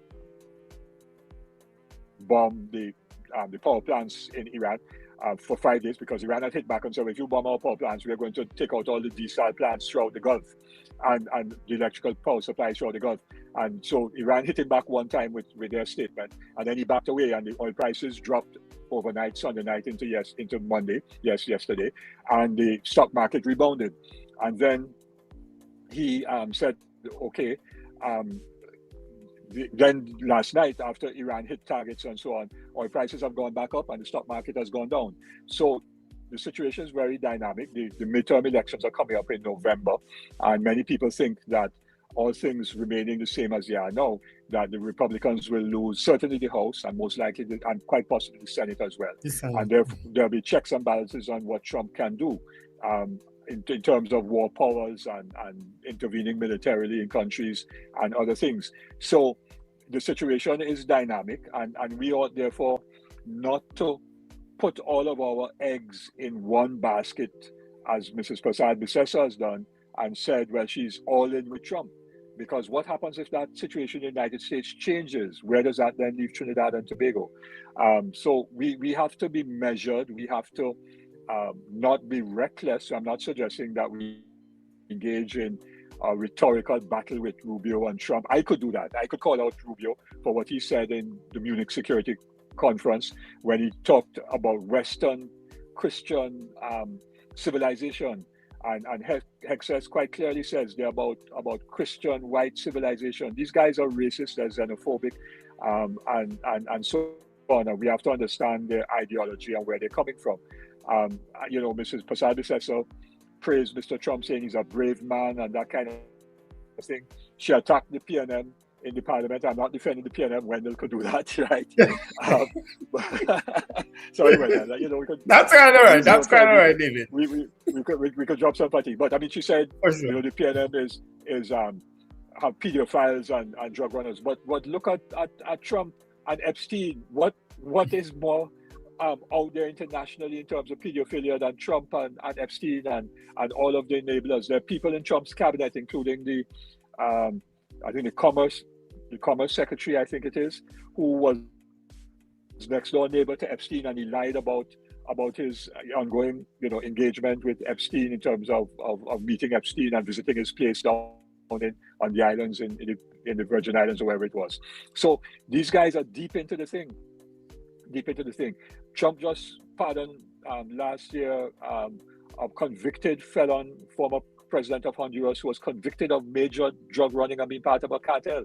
Yes, while he lied about Maduro, because after they kidnapped Maduro and his wife, the first lady, the U.S. Justice Department then said there's no such thing as a cartel of the Suns, right? They scrapped that from his indictment. Yeah, so we have to be measured and respectful, and we have to engage with the United States. There's absolutely no doubt about that.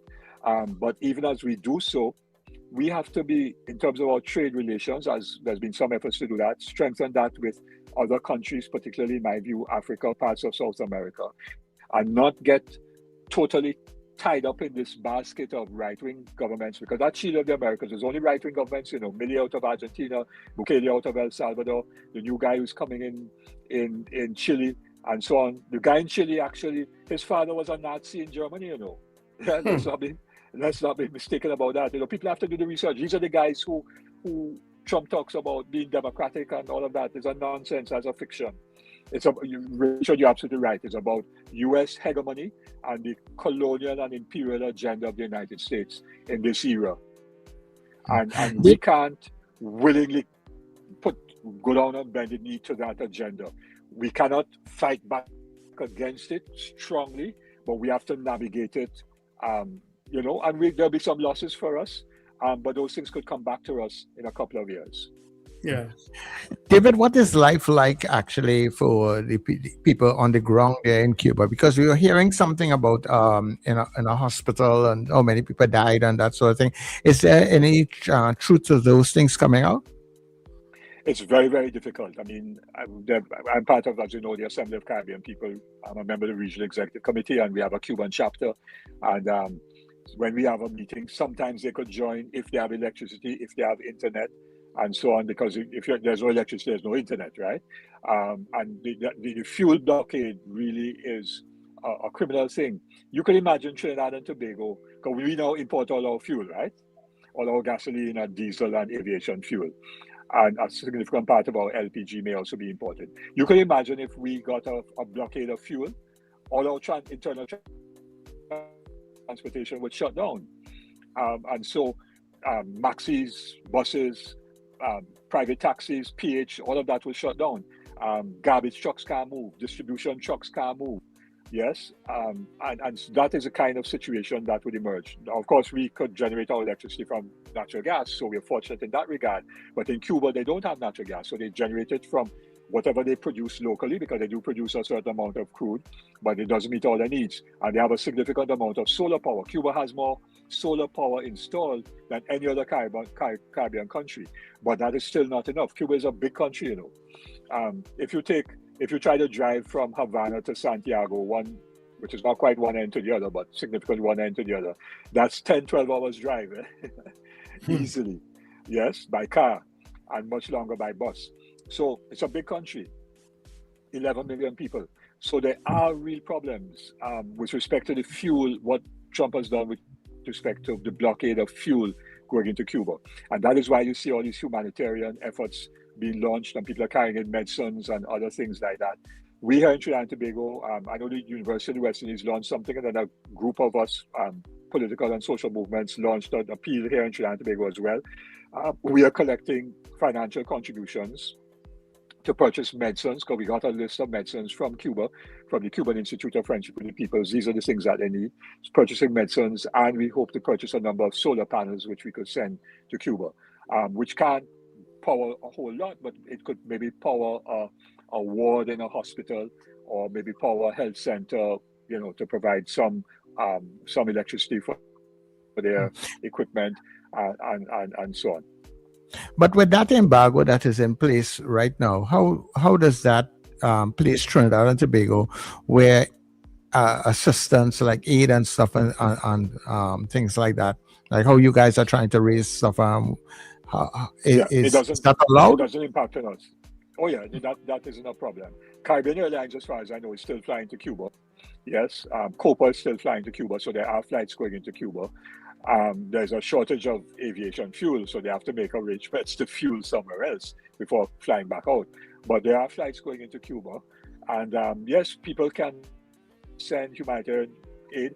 Republic Bank still operates out of Cuba. There are other companies, including the company that is owned, well, he's not the beneficial owner right now, of our Minister of Trade. Sasha Cosmetics does good business in Cuba, and a number of other Trinidad and Tobago firms have been selling products into Cuba for some time. We have the Ministry of Trade has a trade facilitation office in Havana, which has been very effective in terms of helping Trinidad and Tobago manufacturers and business people sell products into Cuba. Of course, now with the fuel blockade, businesses in Cuba have had to shut down because there's no electricity for long periods.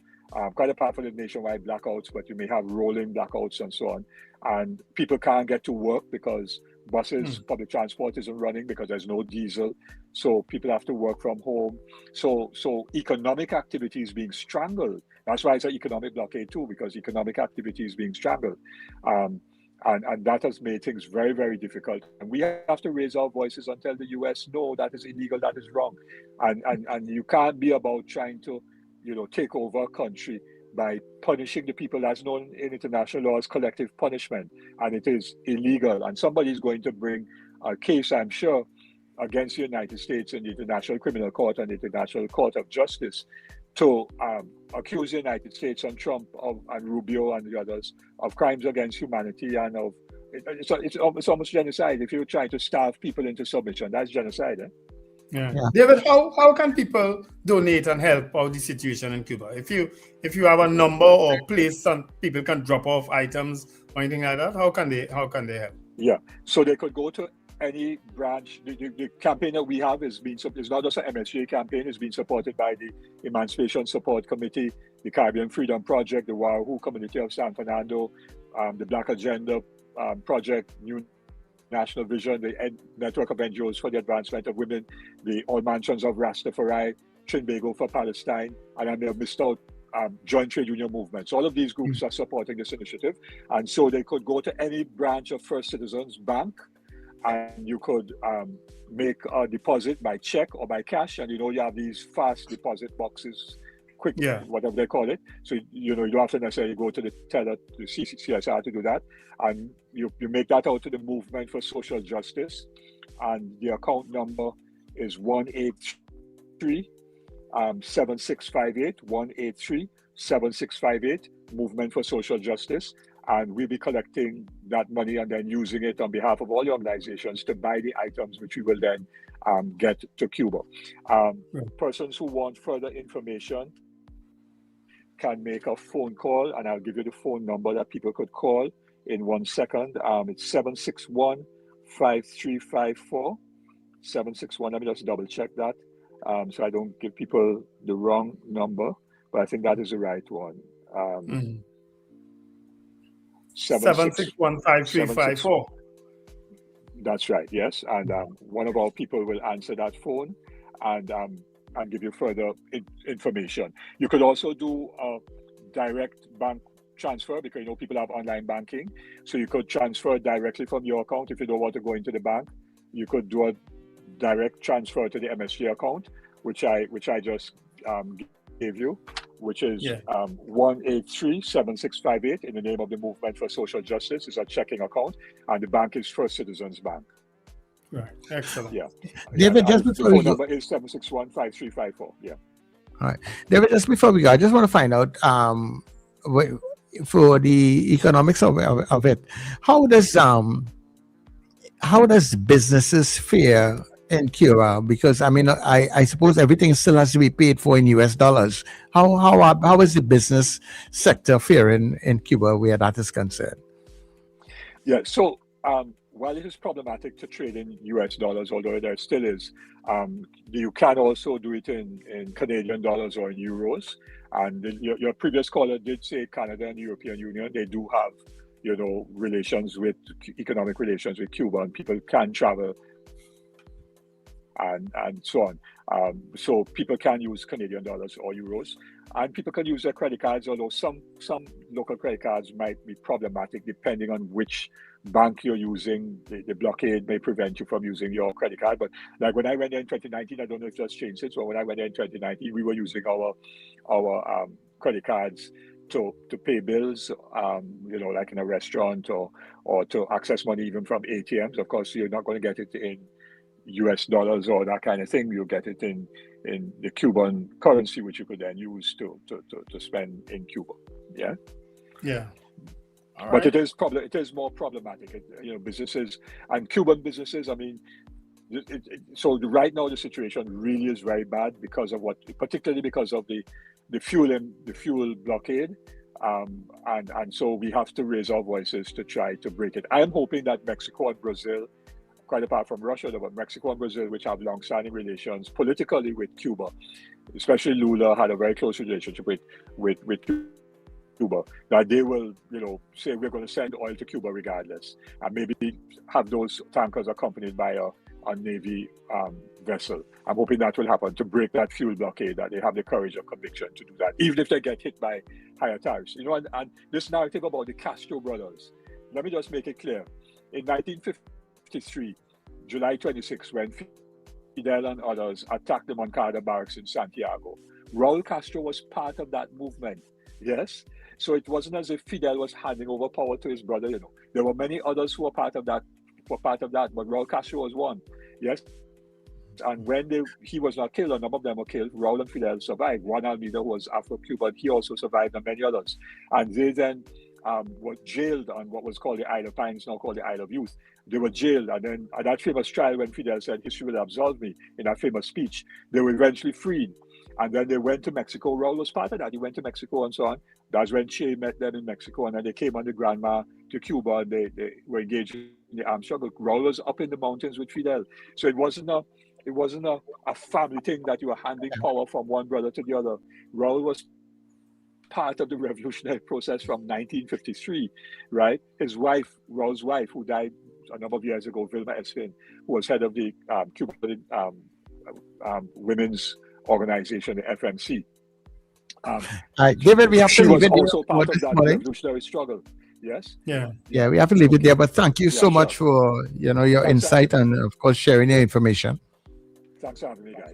Yeah, thanks, David. Yeah, and thanks for bringing clarity to some of those issues that Ron raised. Ron, I hope you were listening, and you could always check back this program later on where David would have put the history of Cuba in proper perspective. All right, take care. All right, so we're going for the news at 8 o'clock. Time check for you guys.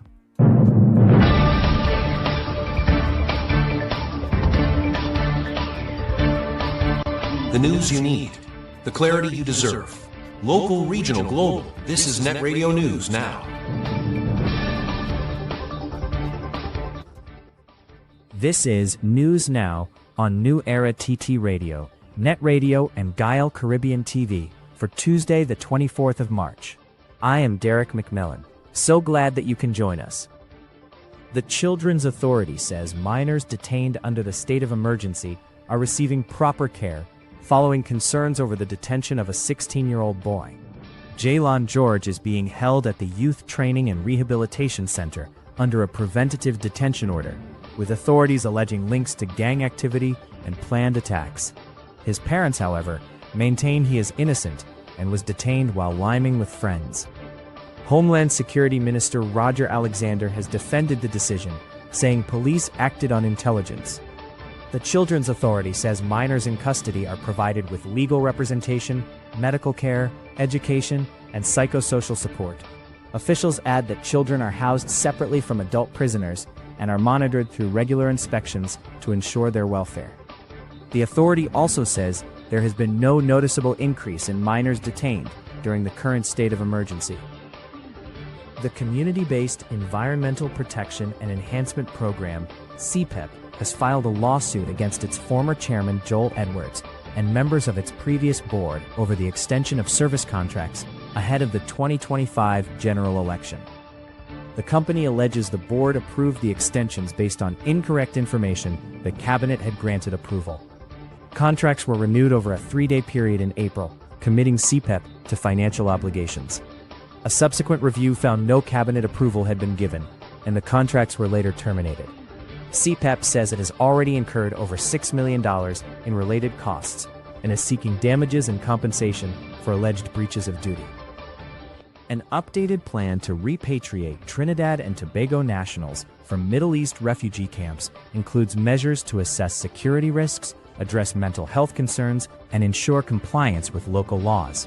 Attorney Nafisa Muhammad says the revised plan outlines a multidisciplinary approach, balancing national security with humanitarian needs, particularly for children and women held since the defeat of ISIS.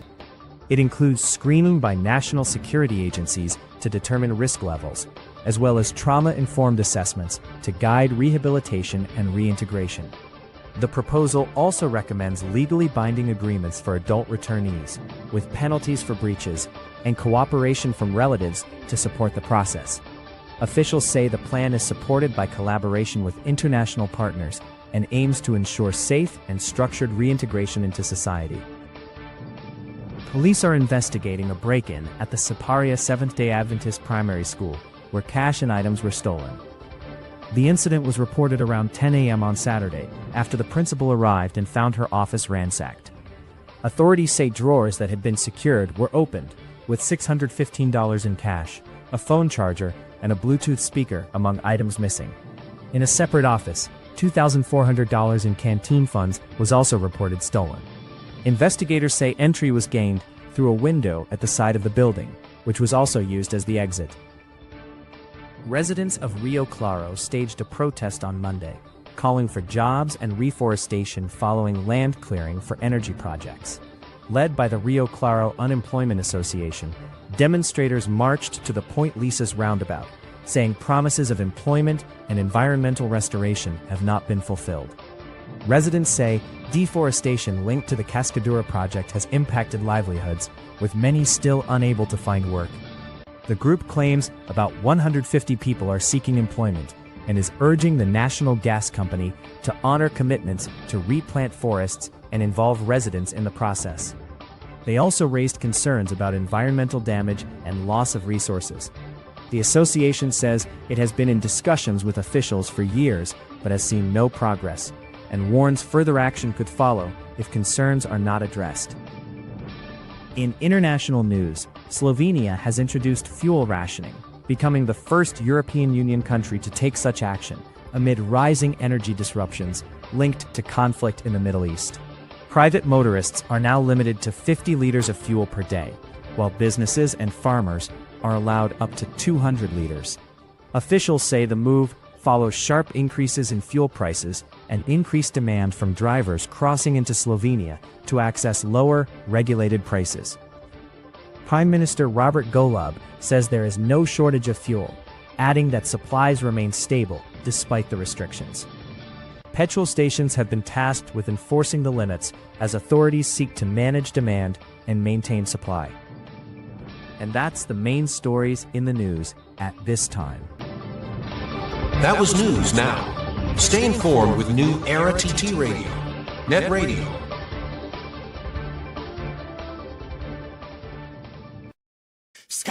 Now, due to phenomenal public demand, Scandal in Cedrus now comes to Cipriani College for 2 nights only. Saturday the 28th of March at 8:30 p.m. and Sunday the 29th at 6:30 p.m. This is theater at its finest and funniest. Don't miss it. Box office opens at Cipriani College on Monday the 23rd of March, 12 noon to 6 p.m. daily. Tickets available now at usual outlets and online. Scandal in Cedrus, Cipriani College, we come in. Scandal in Cedrus.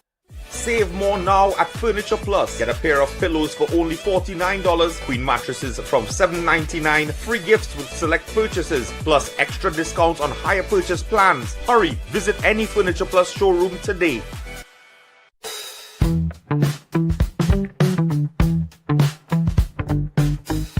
S&H Rumbox, 137 Western Main Road, St. James, for all your retail and wholesale needs for alcohol and non-alcoholic beverages.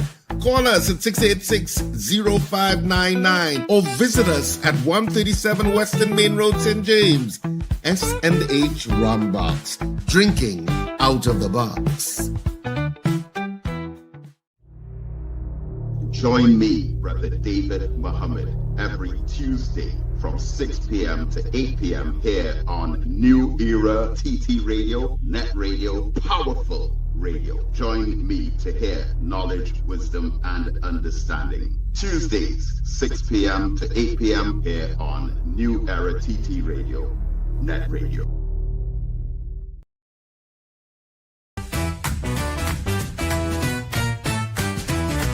Advertise with us on New Era TT Radio, the fastest growing streaming platform for talk in Trinidad and Tobago. Audio and video ads welcome. Elevate your brand with us.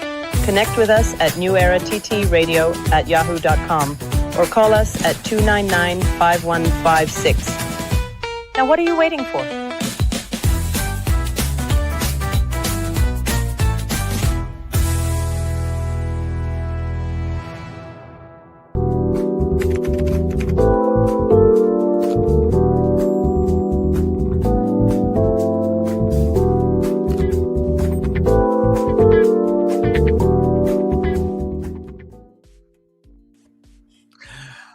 All right, so we're back after the 8 o'clock news. And of course, this is Net Radio Trinidad, actually. And it's now 10 minutes past the hour of 8 o'clock. We're happy to be here with you to find a session of the breakfast show this morning. And just to remind you guys that remember our social media pages. Well, I'm happy to see that most persons are here this morning. Nobody seemed to have missed a beat in getting to the pages and stuff this morning. So I'm really happy for that, because when you do upgrades and change the wrong stuff, yes, one day people, think. But I'm happy to see that most persons did not miss a beat. So remember, on our social media platforms, you search for NETT Radio Trinidad, and I don't have to get accustomed to saying it. All right, NETT Radio Trinidad. So if you're on Facebook, YouTube, Instagram, all our handles, they are the same. And for the folks on TuneIn who have been talking about it for the longest while, Lincoln and Zena and all of the others, Michael, you can now get us on TuneIn. You should be able to give Alexa your commands. And for when we come off of the feeds where you are seeing us on the social media feeds now, you will also be able to just come across, our normal NewEraTTRadio.com continues to work. So you have two to choose from right now. And you can also join us on the new platform at NetRadioTT.com. One other note, because some other persons are asking, the stream in some of the other areas. We have not gone to some of the streams in some of the areas as yet, because we have a lot of restrictions that are placed on us by some of those platforms, especially where music crops in between all that we do and stuff, so we're trying to get past that, but it's a hurdle. But we are happy to be here with you. And Wendell? Of course, there's a trending story after a statement made by the chairman of the Tunapuna Piako Regional Corporation concerning Etihad Ground, the Savannah, right? Now? Yeah, that because the UDCOT had taken on a project, I think in 2024, to rebuild that Savannah, the pavilion and so on, right? And put in some extra amenities and so on in that Savannah. And of course, since the government changed, that is a project that has just been left languishing. Now, it's not just that project, people. I mean, the Tunapuna Piako chairman has brought a spotlight on it, rightly so. But what about the social development building that was going up downtown, South Key? Nothing has happened down there. The offices that were building where the old printery was and Despa's Panyard was at one time on Victoria Avenue. Is it Victoria or Stanmore? Victoria, I think. Nothing has happened on there. So there are quite a lot of places around the country that since the change of government, they have just stopped. And how many times we're going to go through this when governments change? Because the PNM was also guilty of doing it when they came into power. They stopped certain things that the UNC was doing. You understand? And you just wonder how we're going to go on and on and on. I just throw people's mind back. I wouldn't remember all, but there are two that stick out with me. That situation by Golden Grove on the highway, where that multi-million-dollar fence went up under the People's Partnership. A big security fence, cameras, lights, all kind of thing are on the fence. And the fence is just grass. It languished there for the 9, let me use 10, 10 years that the PNM was in power and nothing was done about it. And now that the UNC back in power, I do expect anything to be done about it either. That is one. The other one that sticks out like a sore thumb is that Beetham wastewater plant. My God, what happened down there? Yeah, we're waiting for next floor to start to talk about it again. It was reported that the contractor was building it, fled the country when the government changed in 2015. And yet still it languished there for 10 years and it's going to languish there for another how many ever years. Nothing going to do about it. It is tiresome that we could be wasting money like this in this country all the time. Contractors may have gotten paid, may have gotten a mobilization, and they're cool with it. But a lot of them have not been paid. A lot of them did these things and they out of pocket and they probably will never pay. How many times we going to continue with this nonsense? But if I'm a contractor, you know, especially a big contractor with some of these government projects, to dip into your own money to hope to get money from some of these things, and I think a lot of contractors are not doing that anymore. No, nobody not doing that, Charles. Yeah, before your man might say, okay, I'll still go ahead and I'll get the money down the road, but the way how things going and have been going, I know a lot of contractors ain't doing that. Just over the weekend I passed by the Etihad ground there, and you know, it was fenced, right? The pavilion. Well, the fence has gone. Well, I said, well, when the fence move, you would see the new structure. Well, apparently, like the whole structure gone. It's just an excavator with some water tanks. It have nothing going on. So I'm wondering, so what was happening all the time with the fence when workmen were going in there? I don't know what they was doing, because there's no advancement. The thing look more backward than anything else. I said we probably had to get is the guy from the regional corporation, Josiah? Yeah, Josiah, the chairman. Yeah, to probably give us ideas what going on with the hard grow. Because he issued a statement on it yesterday, Sir Charles. There was a statement on it, on what's on the banner promenade, asking UDCOT what is going on, and it's just crazy that we're going on, government after government after government coming and doing the exact same thing. Whichever government started a project, however they started it, it's not being completed. When are we going to stop this nonsense here? Because apparently, no, I mean, it's fashionable. It looks good for any administration to have projects done. So I applaud that. But apparently, the administrations, when they are in power, they start projects and like they know how they're going to fund it. But like when the administration change, they come in. So when we get the rest of money to fix this or to continue with that? And I would have thought when the project is outlined that there would have been that chain line of where the funding is coming from, even if it is going to be released in tranches. But apparently it's not so. Why are we starting projects? A government shouldn't, within the last 2 years of a government, they should start nothing, because clearly they're not finishing it. And as I say, it's been happening with all the different governments. And there's no guarantee you're getting back into power. No, there is no guarantee. Yeah. So don't start the project, because look at how far, but they're reaching far in some cases, at least in my opinion. Look at where that building on South Key reached, and it just stopped. The building by Victor, it just stopped. You know what I mean? Because even that by when they enter into City Gate, that thing that they were building for the homeless people and stuff. Yeah, that's the one I'm talking about. That's the one. That's the one on South Key I'm talking about. Oh, okay. Yeah, that reached real far. That's social. That was under social development. Yeah. And they just stopped. It's tiring. It really is tiring. You know what I mean? It really is tiring. And not fair. It's not fair to the taxpayers, because the government, it ain't their money. It's our money that's starting these projects and they're just not finishing.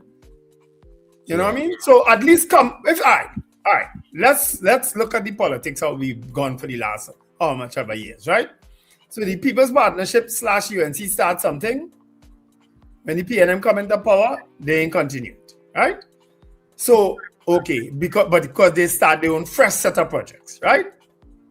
But the UNC come back in power. Well, oh God, go back and finish the beat and wastewater now. Go back and finish the fence wrong the jail now. You know what I mean?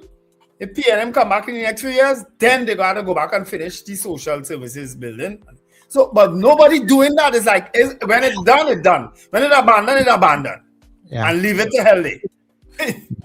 Yeah. You know?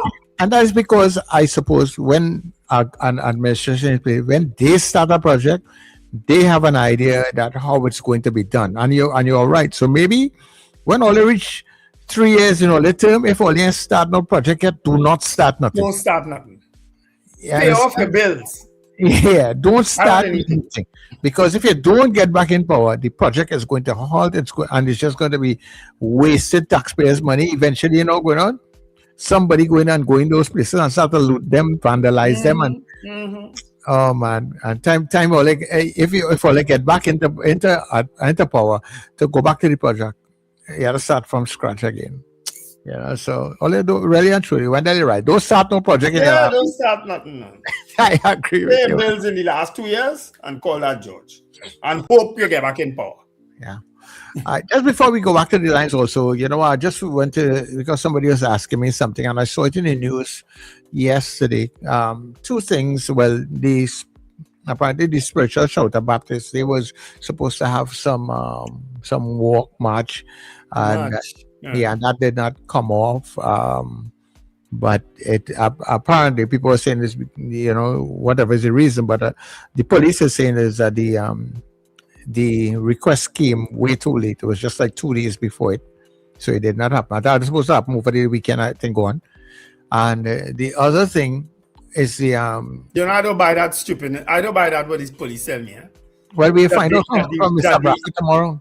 Yeah, that the request came too late. Yeah. The police can accommodate a request at any point in time. Yeah, so... Even if it's an hour before. So don't give me that, but it came 2 days.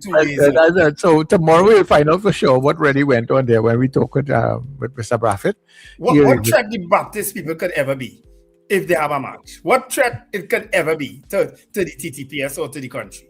I don't buy that stupidness. I heard it yesterday on another station and I said, what stupidness I hear in here? Yeah, because they said so. Apparently, they did not have the resource and the manpower and all different kinds of things here to pull it off in 2 days to make sure it happened.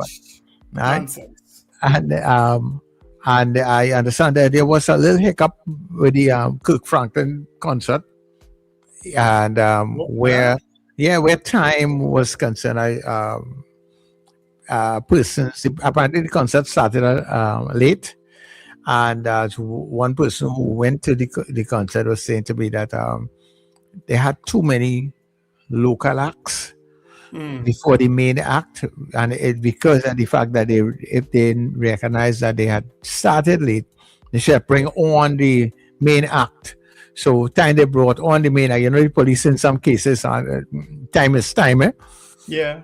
Yeah. So time he came on, he did not perform. I think he only performed for like about 20 minutes. Well, the promoters they messed up. They look for that. Yeah, you know, I mean, once your main artist is here, and you see, and that is stage management, and you realize, okay, well, the concert start late, and we only have a certain amount of time.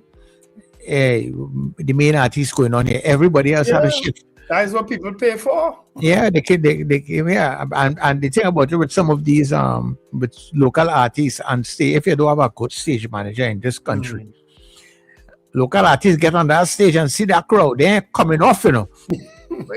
They're singing over and over and over, you know. And Christians are very repetitive. Yes, so Charles, I don't know if you've ever been to a Christian concert or a church. They are very repetitive, you know. They will sing the same thing about that one song, that 1 2-minute song could run about 12 minutes. Yeah. You know? So when all they have things like that, let the main act go, and then treat it. I remember there was a time I went to a funeral when somebody died, and I went to a funeral somewhere in Central, one of those small churches also. And the funeral was well attended. People came out and things. pastor said, long time I ain't seen so much people in this church. Well, then that man went on and on and on. Like he wanted them to get up. Yes. Yeah, there are some preachers like that. Oh my God. You and Steve Card went to a funeral some years ago. It was the funeral about 3 plus hours. You remember that one? Yeah. I'm telling you, watch now. All your behave all this stuff, man. 3 hours we had a funeral. Yeah, some people glad to see people coming in there. They say, boy, long time this church has so much people. He applauded to him, and that man talked for like about 4 hours and over there. I say, what is this? A funeral? Oh, come on now, man. Yeah. I stay for a child already in a church, a Christian church, a Pentecostal church. I was the godfather, selected as the godfather. Then the father, he said, meet me there, and we went to the church. After 2 hours, we leave the church, the child christened without me. The father, he said, well, then I can't take this no more. Let me go. Oh, my word. No. Some of them leave the church. Really over there. And people, let's take a couple of calls before we go home now. Yeah. Give us a call, 281-131-529-5156. Right? Yeah, we'd love to hear from you. You have a few minutes inside on the breakfast shows. Yeah, so I'll give us a call. Yeah. But Kurt Franklin and them, a lot of these guys though, because I was watching a few clips people put up. As a matter of fact, Jerry Dollaby was at the concert and he was bringing it live. These guys don't. The choir and the backup is who singing. Them just screaming our little word every now and then. They don't actually sing it. He's basically coming every now and then do his little thing and direct the choir to sing. Yeah. He talk sometimes just the song. But that's how he has always done. Yeah, that is how he was screaming. He wasn't talking. He was screaming. Yeah, but I mean, like recording, which is his style, Yeah. So, Miss Sampson, good morning.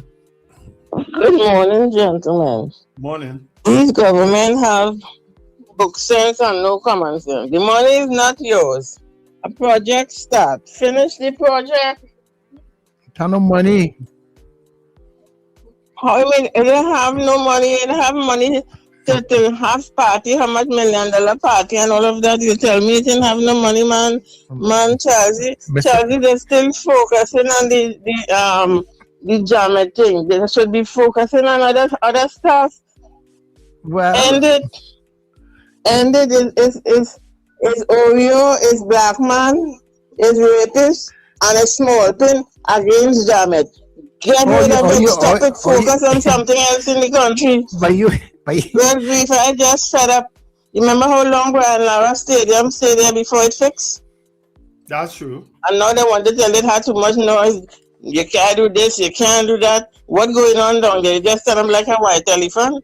I am just so disgusted with this place. I need a passport to go somewhere. Where you want to go? You want to go to Iran? I might go and check out my son, Burkina Faso. Nice place. All right, thank you. No problem. Thanks very much, Miss Sampson. But she's right. She reminded us of the Brian Lara Stadium. Look at what happened with that. That was started under the Patrick Manning government. Oh. And it languished there for all those years until when the PNM government came back in and they finished it. They could have built 2 stadiums. They could have built 2 of them. Yeah, it's crazy what's been happening with some projects, man. We overdoing it with that here. Let's say what. Good morning to you, caller. Oh, God, boy. Hey, it's a good thing I have patience. But you just called Mr. Grant. You know calling. You know who I calling? Yeah, but we didn't tell you to call then. Who tell you to call then? Mr. Grant, it's about 2 or 3 minutes we open the phone lines. We did not tell you to call before. Mr. Grant says after 8 o'clock you call it. Listen, the project on the beat the man get $800 something million, yeah? That's the money we were a man with. And look how life is. A man come by me last week and tell me, the man called him, we used to work with him in Trinidad, to come and work with him in Guyana. But he says he's not going on there. Right? Then he had a big project with Jacona. He should go on us. Where they put up a so-called library. Right? Same 2000, when the mayor was Miss Navas, which Jacona break. Come on, been there? No, I remember Natasha Navas, but I don't remember the project you're talking about. And that building still in the back by the police station. They were supposed to build a library and the court. It's growing now with moss. Right? And that was a government project also. Yeah, under UNC when Jack was in power. Okay. No, we want to live until my citrus growers. When they know that they stop that too. Yeah, that's an HDC project.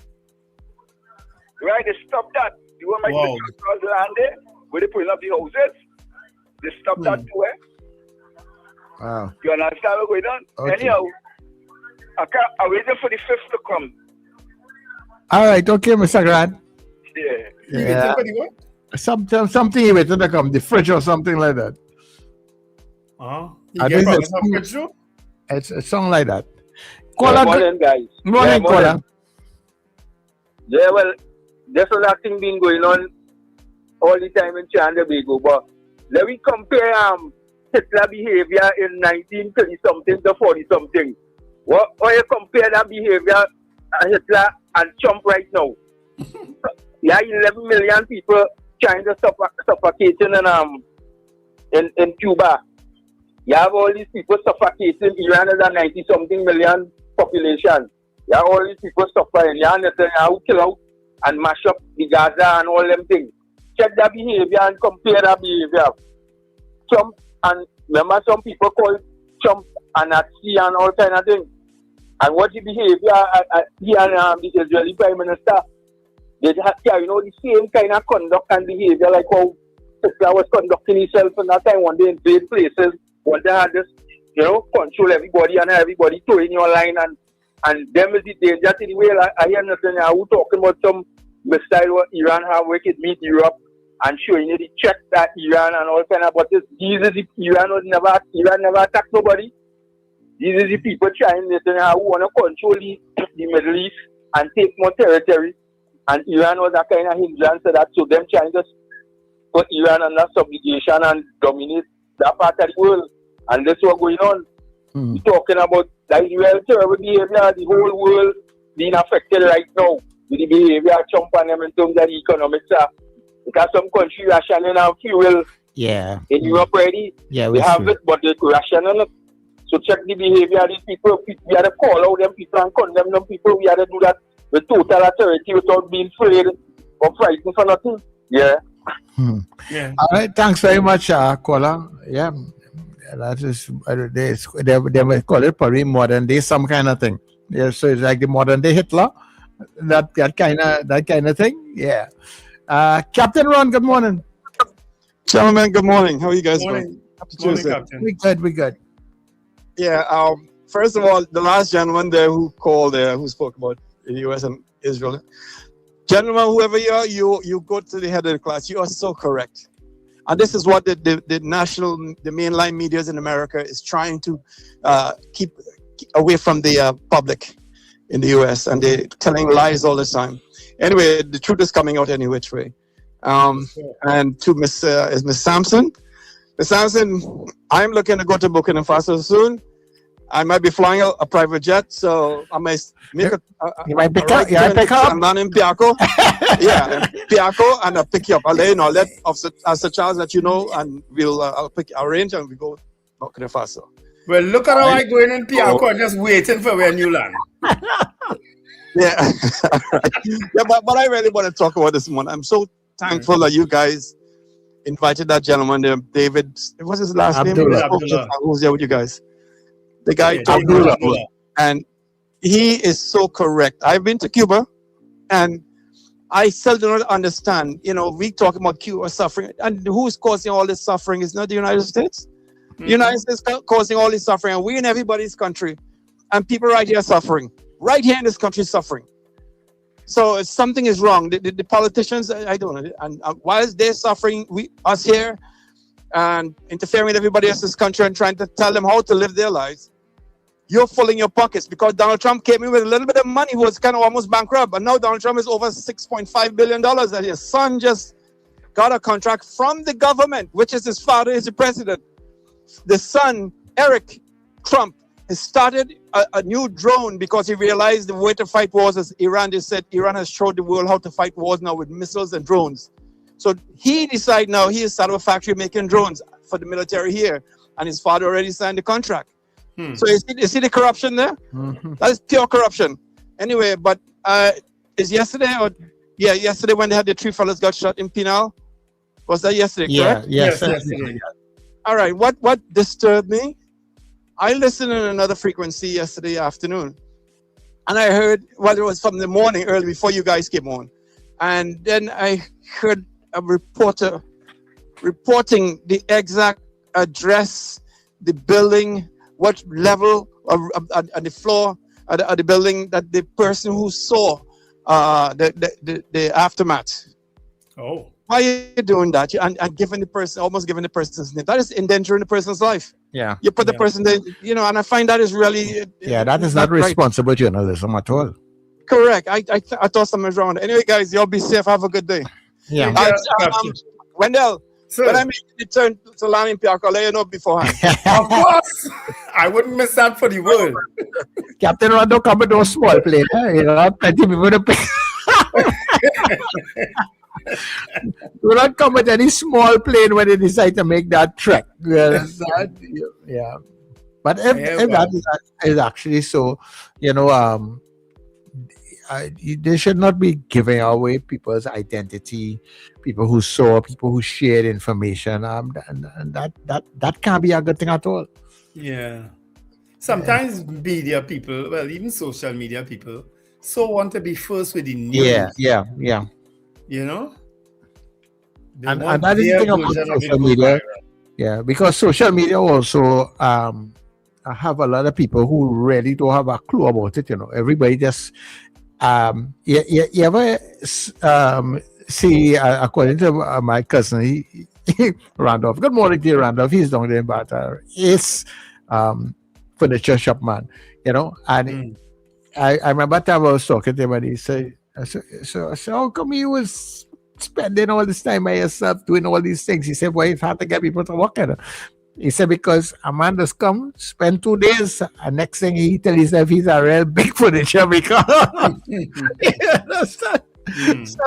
So that is how people get into the trade.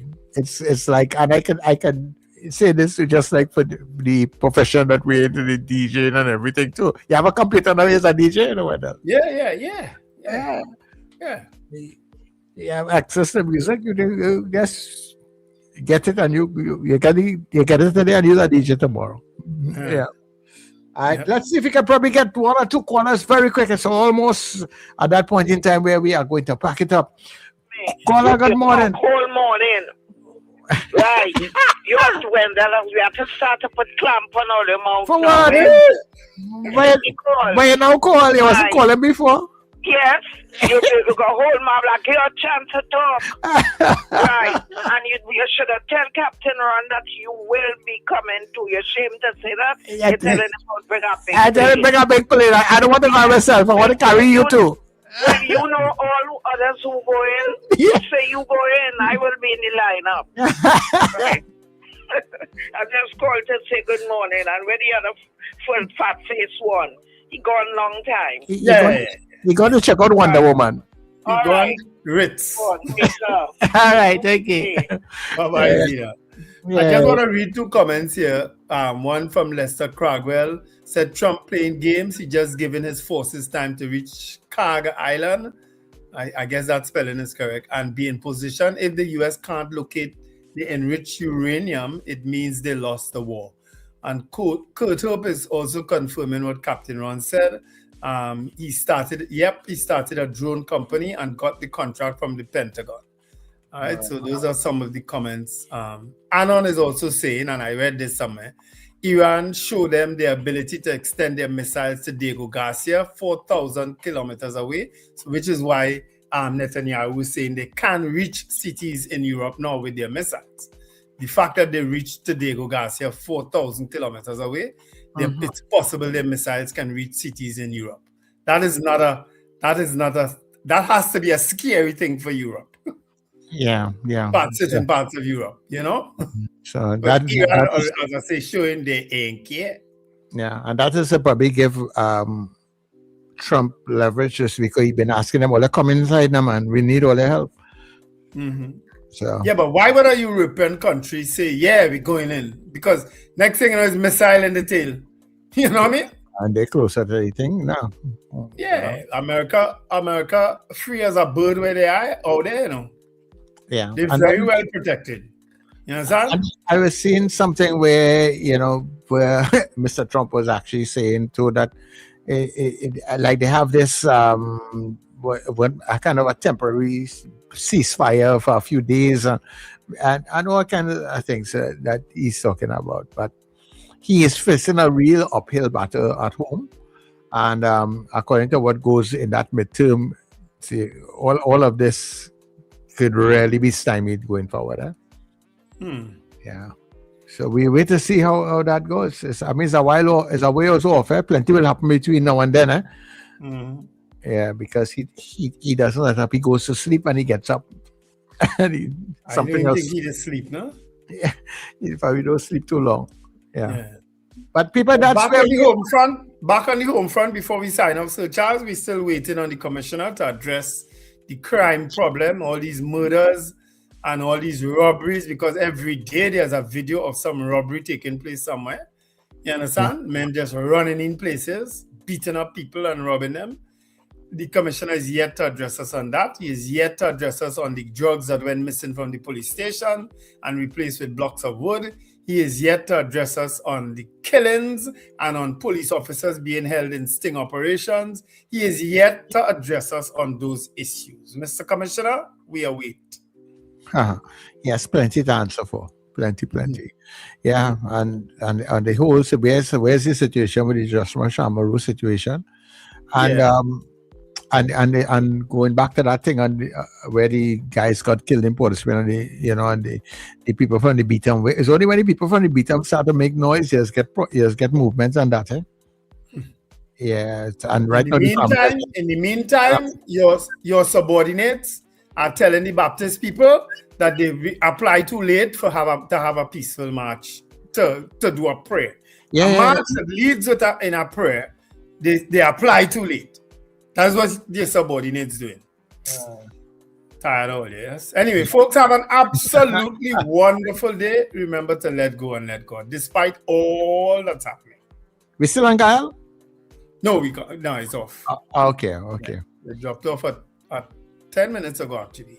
All right, so people continue to stay on the stream. Remember, you can get us at newerattradio.com. You can also get us at netradiott.com. So you have two choices to get us on the website. We have a brand new website. Go up and check it out and support us here on Net Radio. God's willing, tomorrow we will be back. And tomorrow we are talking with Shepherd Ray Braffett. And that should be interesting to find out what's going on with you there with the Baptist people. Okay, so all that and more happening. So people, this has been The Breakfast Show. Yay! Get up, it's the time to start the day. The Breakfast Show is here. We bring in the soca way. Yeah.